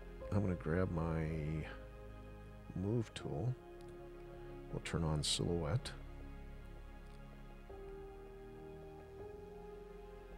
Oh, you know what? My bad. We got to get rid of that mask. That mask is messing us up. All right, back to the top. Lock it down. Double check. Silhouette is turned on. And it is. No, I need to grab the move tool, not the mask tool. All right, I'm going to bump this out a little bit. We're not going to be too dramatic.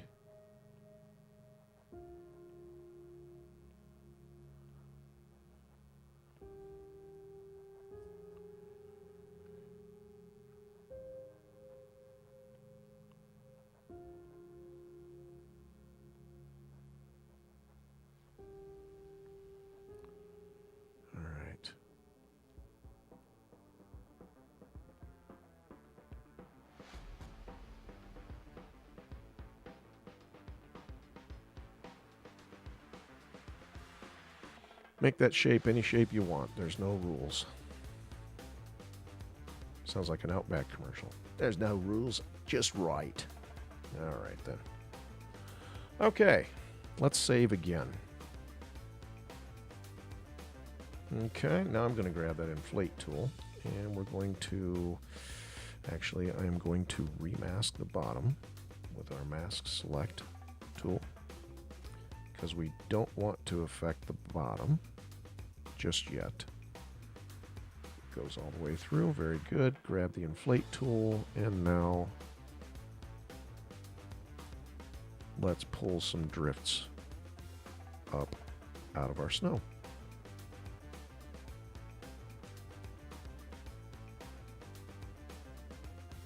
Now I know when we did the roof, we did this extraction of the snow shape first, and then we modified it with our inflate tool. So we're going in reverse this time. And again, is there any right way or wrong way about it? No. I just decided to go the opposite direction this time.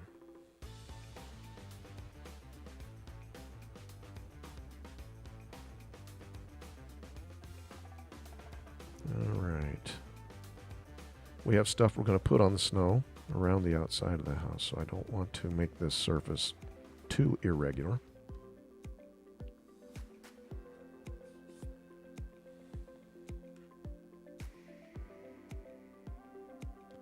Let's save again.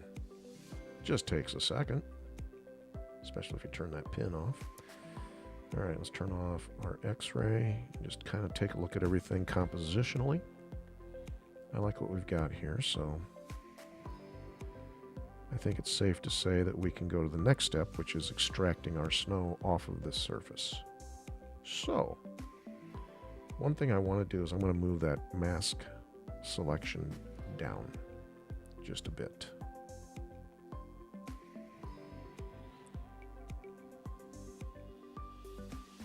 And then I'm going to smooth that ridge off of our snow. Just like that. Probably happened with our inflate tool. Not a big deal. Just clean it up a little bit before we start going into full snow extraction mode.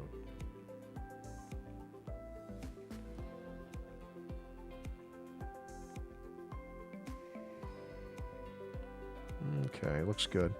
Now what we'll do, we'll grab the mask tool and we'll just invert our mask by tapping the screen. And I'm going to, since we already have the mask tool selected, I'll just go ahead and make this edge look the way that I want.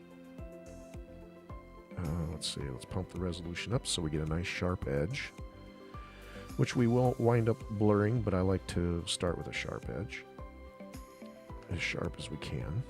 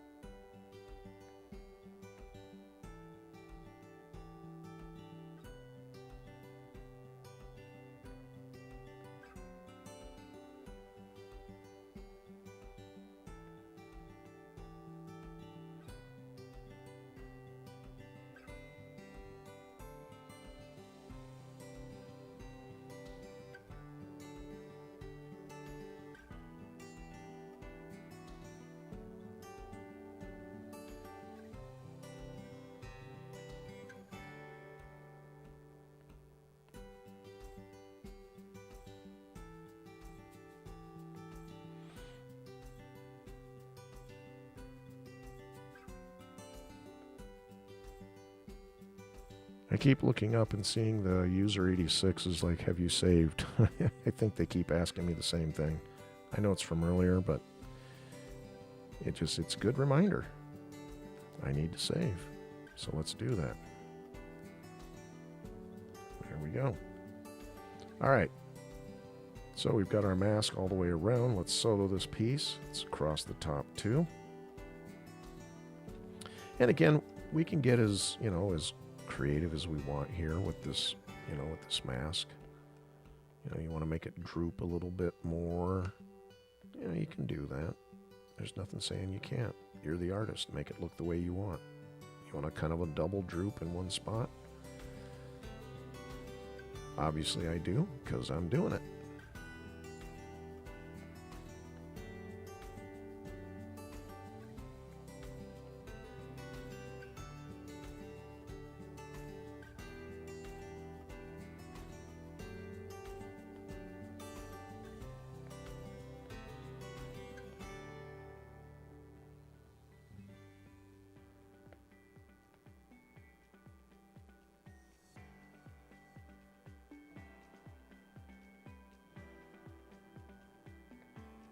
All right.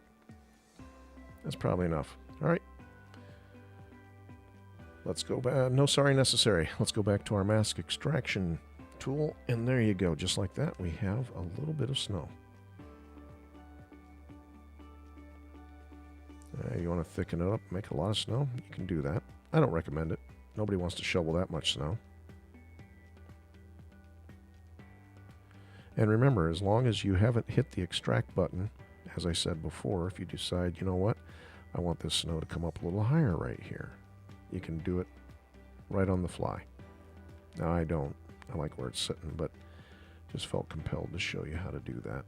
Or if you want it to come, that's how you do it. And then once you get it finally looking the way that you want, you hit extract right there. And now it's its own geometry. I'm going to delete the mask here. And then we'll work with this just a little bit. I'm going to drop the resolution. We'll hit the smooth operation. And then grab the smooth tool and go in for some manual smoothing. When I do my mask extraction, I make sure it goes above and below the surface of the geometry underneath, so we have no issues of air gaps when this goes to slice and print later. Whoop. Okay. Last but not least, our gingerbread underneath needs to be colored brown, like the rest of the gingerbread.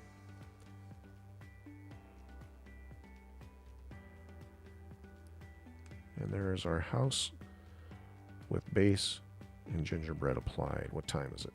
4:05. I'm pushing it here. I'm pushing it. Let's do a little bit more before I have to log off. So, one of the things that you'll see on a lot of gingerbread houses is kind of some filigree looking things on the side. All frosting, of course. So I'm thinking, I didn't leave much room for that here. Oh, what is this? Paint. Let's turn paint off. So I think I'd like to put some filigree decorations here around our windows. Give me 1 second here because I am looking at images of gingerbread houses online here so I can get some ideas of what kind of filigree we want to do. That's some pretty involved filigree there. I think that's a little overdone, just my opinion.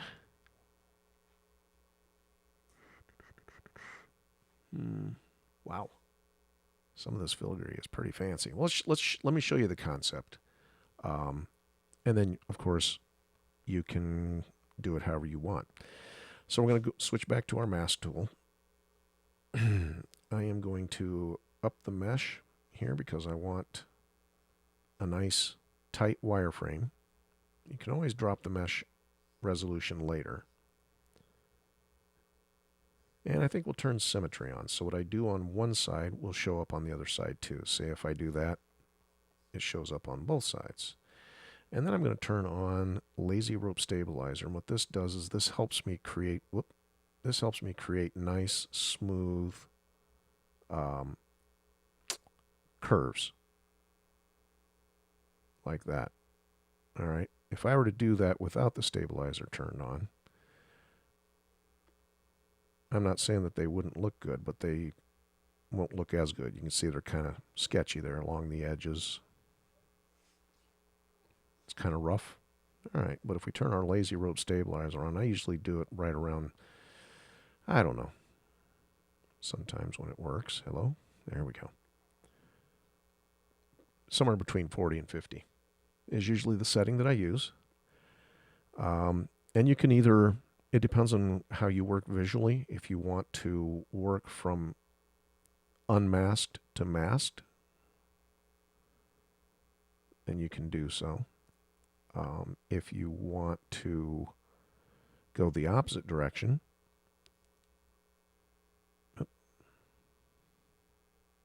you just tap outside of your object on the background and it'll flip the mask automatically. Or you can use the invert command down here and then set your tool to unmask. Some people have a better time visualizing things in this manner. Now, what is the best way to do filigree? Again, you're the artist. It really comes down to what you want to do.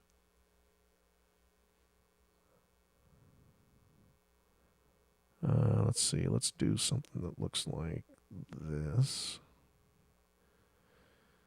All right, I need to turn my stabilizer down just a little bit. I'm making tighter curves.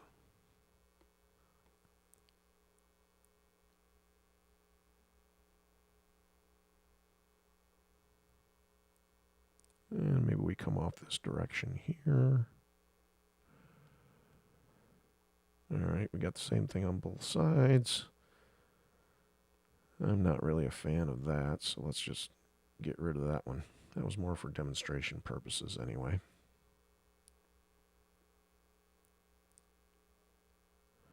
And I'm not promising my filigree is going to stay this way. I'm kind of particular when it comes to this stuff. Consummate artist. Now, if I want to make dots, then I would go ahead and turn my stabilizer off and then just come in here and do a dot. Maybe another dot here.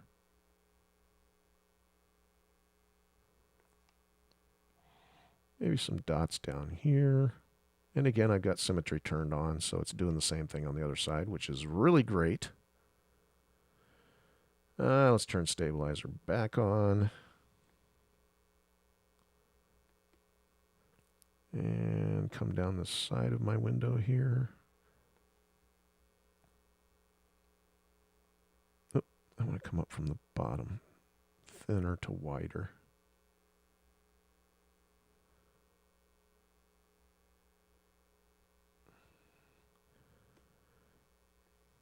And then we go back into dot mode. That's a terrible dot. Let's make it a little bigger. There we go. So we kind of got the start of some filigree decorations around our windows. And these could be better. Let's go ahead and fix these. Make them a little more like those up there. Why can't you be more like your brother, right? Let's turn that stabilizer back on a little bit. Turn on the unmask.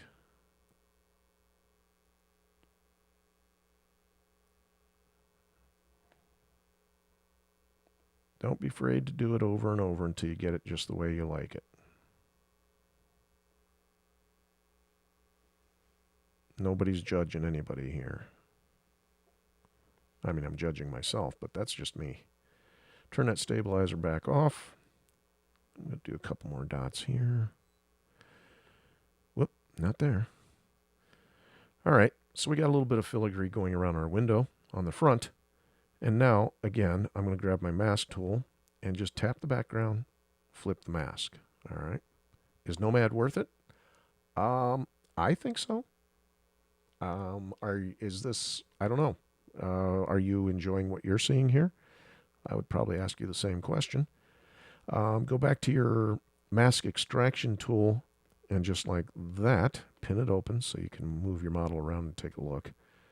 You can see that we're on our way to getting the frosting look that we want. Probably drop the height down a little bit here. And I'm going to turn the smoothing down a little bit so it follows the edge of our mask a little tighter. again, drop it down a little bit more. Yes, to answer your question, Mark, I personally think it's well worth the $20. All right, and we're going to hit extract. All right, and again, just demonstrating the technique. There is our icing. I'm going to turn paint on. Right now it's brown, but we can fix that just by sampling our white here and painting it. And I'm going to go back to my mask tool and clear all masks. And there you go. We have some icing filigree around our front windows.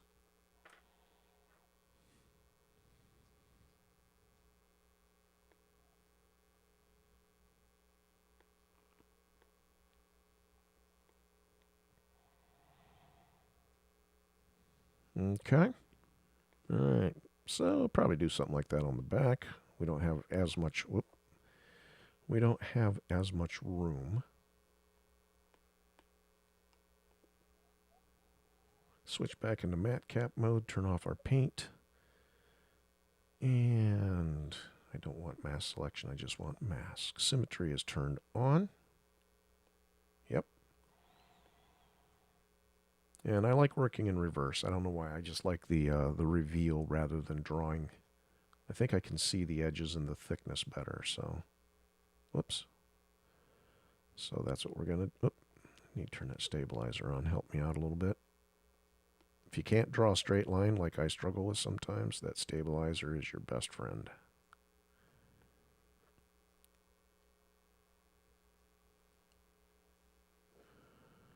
Now, there is a way to create this artwork in a program like Illustrator or Affinity, and that's something we can explore next time. I'm not going to have time to go over that today. Apologies. Let's see.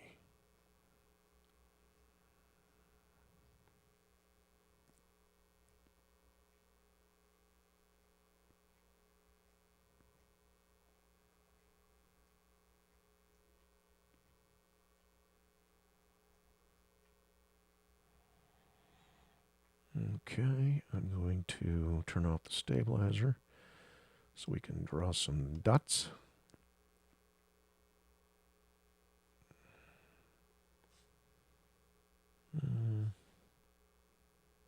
Let's do a dot here on the corners.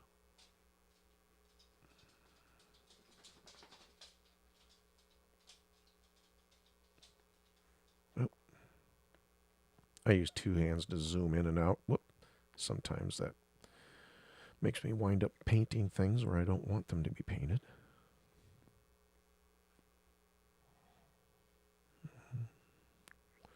All right, stabilizer back on.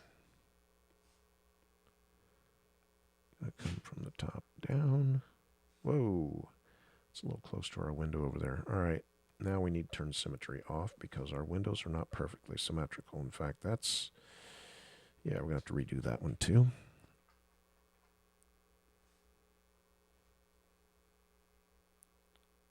So now it'll look even more organic, like a real gingerbread house, because it's not absolutely perfect.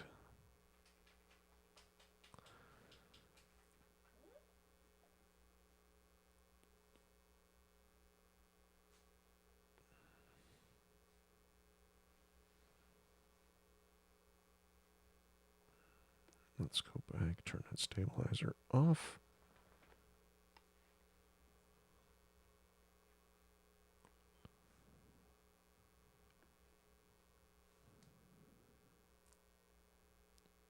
Thank you, Joyful.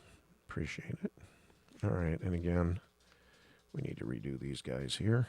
Fortunately, we have our pattern on the left we can look at. So I'll just turn that stabilizer back on, set it to unmask.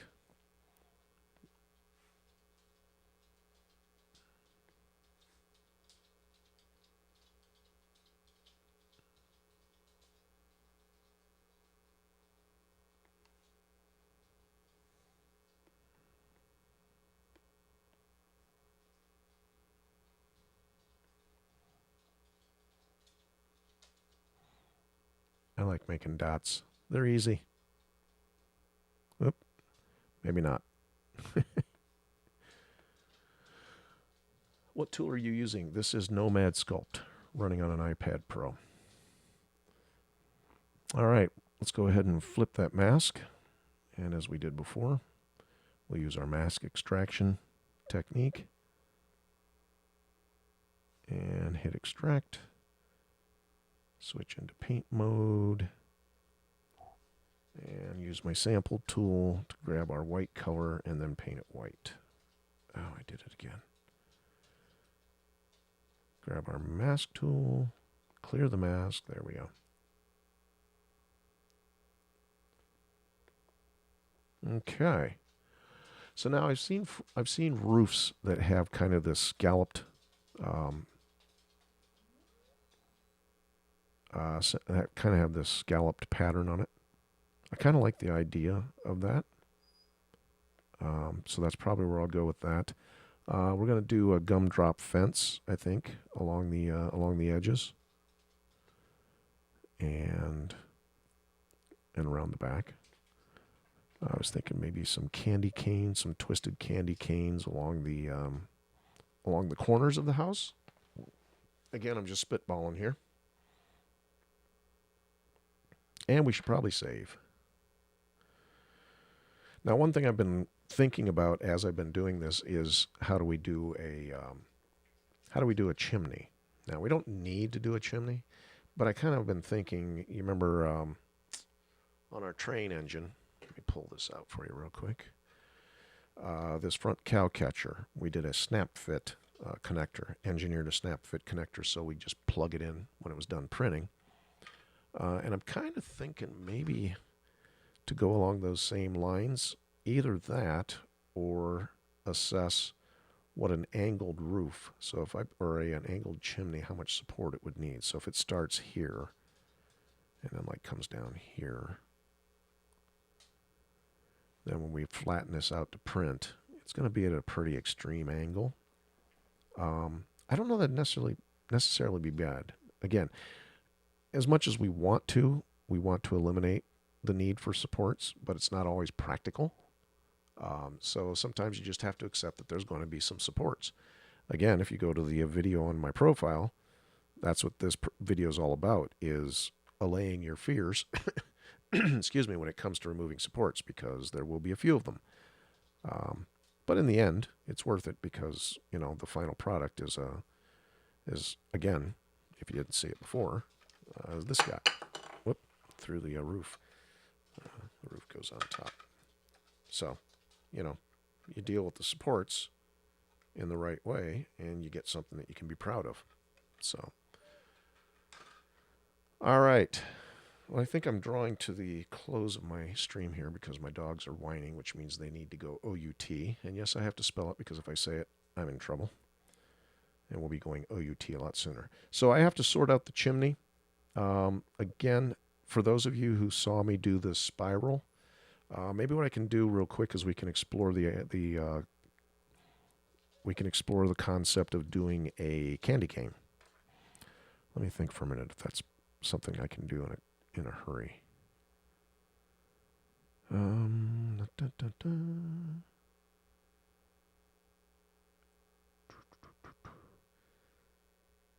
That is a nice green filament, isn't it? Got it on Amazon. Nothing special, just I was looking for something that had more of a hunter green, not the candy green that's a lot of people sell. I'm trying to think. We did this around the door, but what I want to be able to do is I want to be able to twist. Hold on. Can I put, if I do a radial, there's got to be a way to do it. Tell you what, let's save. And I'm going to move this off to the side. Let's turn on our grid so we can see what we're going to do here. So what I want to do is I want to create an object. So it's going to be tubular shaped. I don't know if tube is the right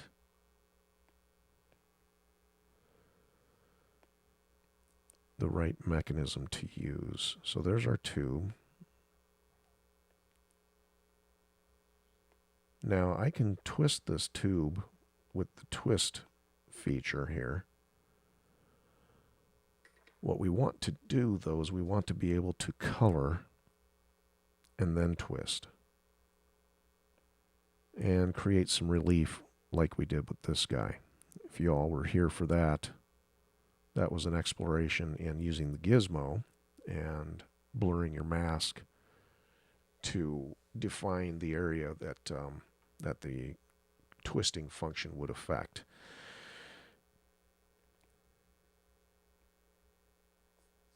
So what if we apply a radial repeater to this? And then we move the tube.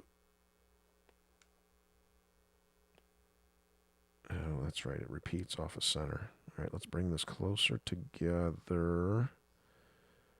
I'm going to hide everything else. So we're just working with our candy cane test. We'll pin that open so we can see it. All right, so there's our tube. Now, the radial, can we apply a twist to this? Don't think we can. We can repeat it, but we can't twist it. But can I... All right.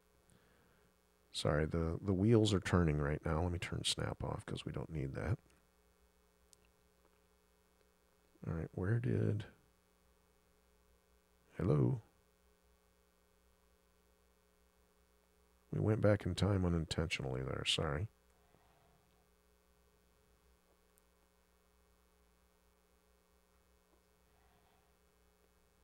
Okay, there it is. All right.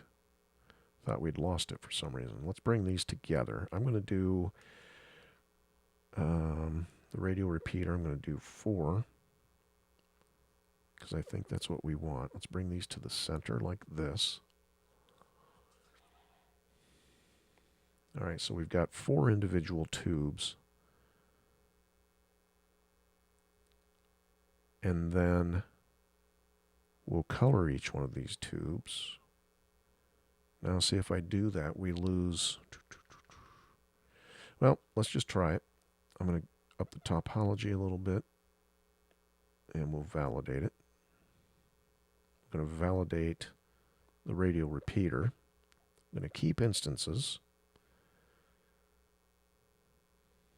And I'm going to color them different colors. So let's give, oh no, we have to uninstance them. All right, let's try this again. Let's go back.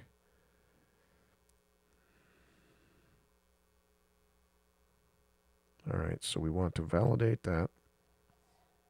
And then we're going to validate this, and we're going to uninstance them. So they're each their own editable object.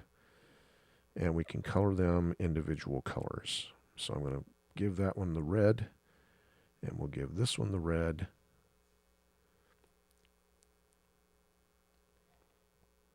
And now I think what we'll do is we're going to join them into a single piece. So I'm going to grab all 4 pieces. We'll join them. So now it's just one object. And then we will take our mask tool, our mask selection tool, and we're going to mask half of it. And then we're going to blur the daylights out of it, all the way up and down.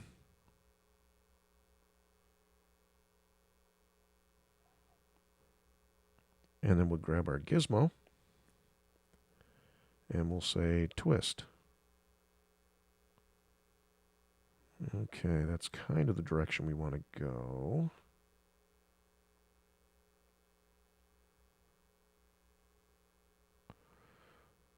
All right, it's really getting stretchy in the center there, isn't it? Yeah, that's not exactly the candy cane look we're looking for.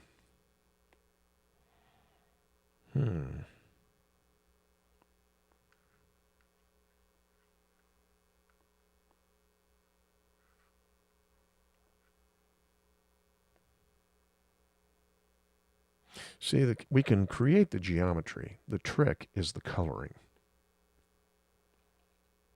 So for example, I could make a profile that looks like this and then on a single tube and then give it a twist. That's not the issue. In fact, that's how we did. I'm going to delete. Whoops, didn't mean to do that.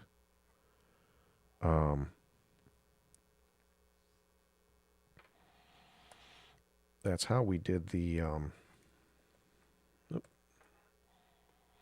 That's how we did our piping around the front door. This was a tube. Actually, it still is a tube, and there's our profile. The problem is painting these as separate colors. And that's not exactly the profile that I want either. In fact, I need to clean this up. That's just between you and me and the gate post. So that's the quandary that we're in. And I'm not afraid to admit that I don't have the answer right now, but here's the good news. I will figure it out. I can promise you that. So I do apologize. I am going to have to cut this short today. I've got a lot to get done in a short time to do it. So I hope this was helpful, educational, entertaining for all of you. Appreciate everybody stopping by. Always a pleasure having you here. I will try to get back out this week. If not, I will record my screen as I finish this, so at least you can see it in our videos on the profile to see that we did finish this and how it looked when it came to completion. And then, of course, get this thing uploaded as fast as possible so anybody that wants to partake in our holiday collection can do so. So, in the meantime, if I don't talk to you beforehand, everybody have a wonderful Thanksgiving with your family, with your friends, and take a minute to really think about what you have to be thankful for this year. I think it's very important. I think the key to happiness, frankly, is living a life of contentment and being at peace with yourself and the people around you. So, all right. On that note, again, everybody have a wonderful day and a wonderful holiday if I don't see you beforehand. And remember, next week, fingers crossed, we will be sculpting on our new Wacom Cintiq 24 touch. Pretty excited about that. Got it 2 days ago. Haven't had a minute to set it up. So hopefully I'll have some time the rest of this week or this weekend to get it set up and try it out. So when we live stream next week, I'll know what I'm doing. So, all right. Again, thanks again, and we will see you soon.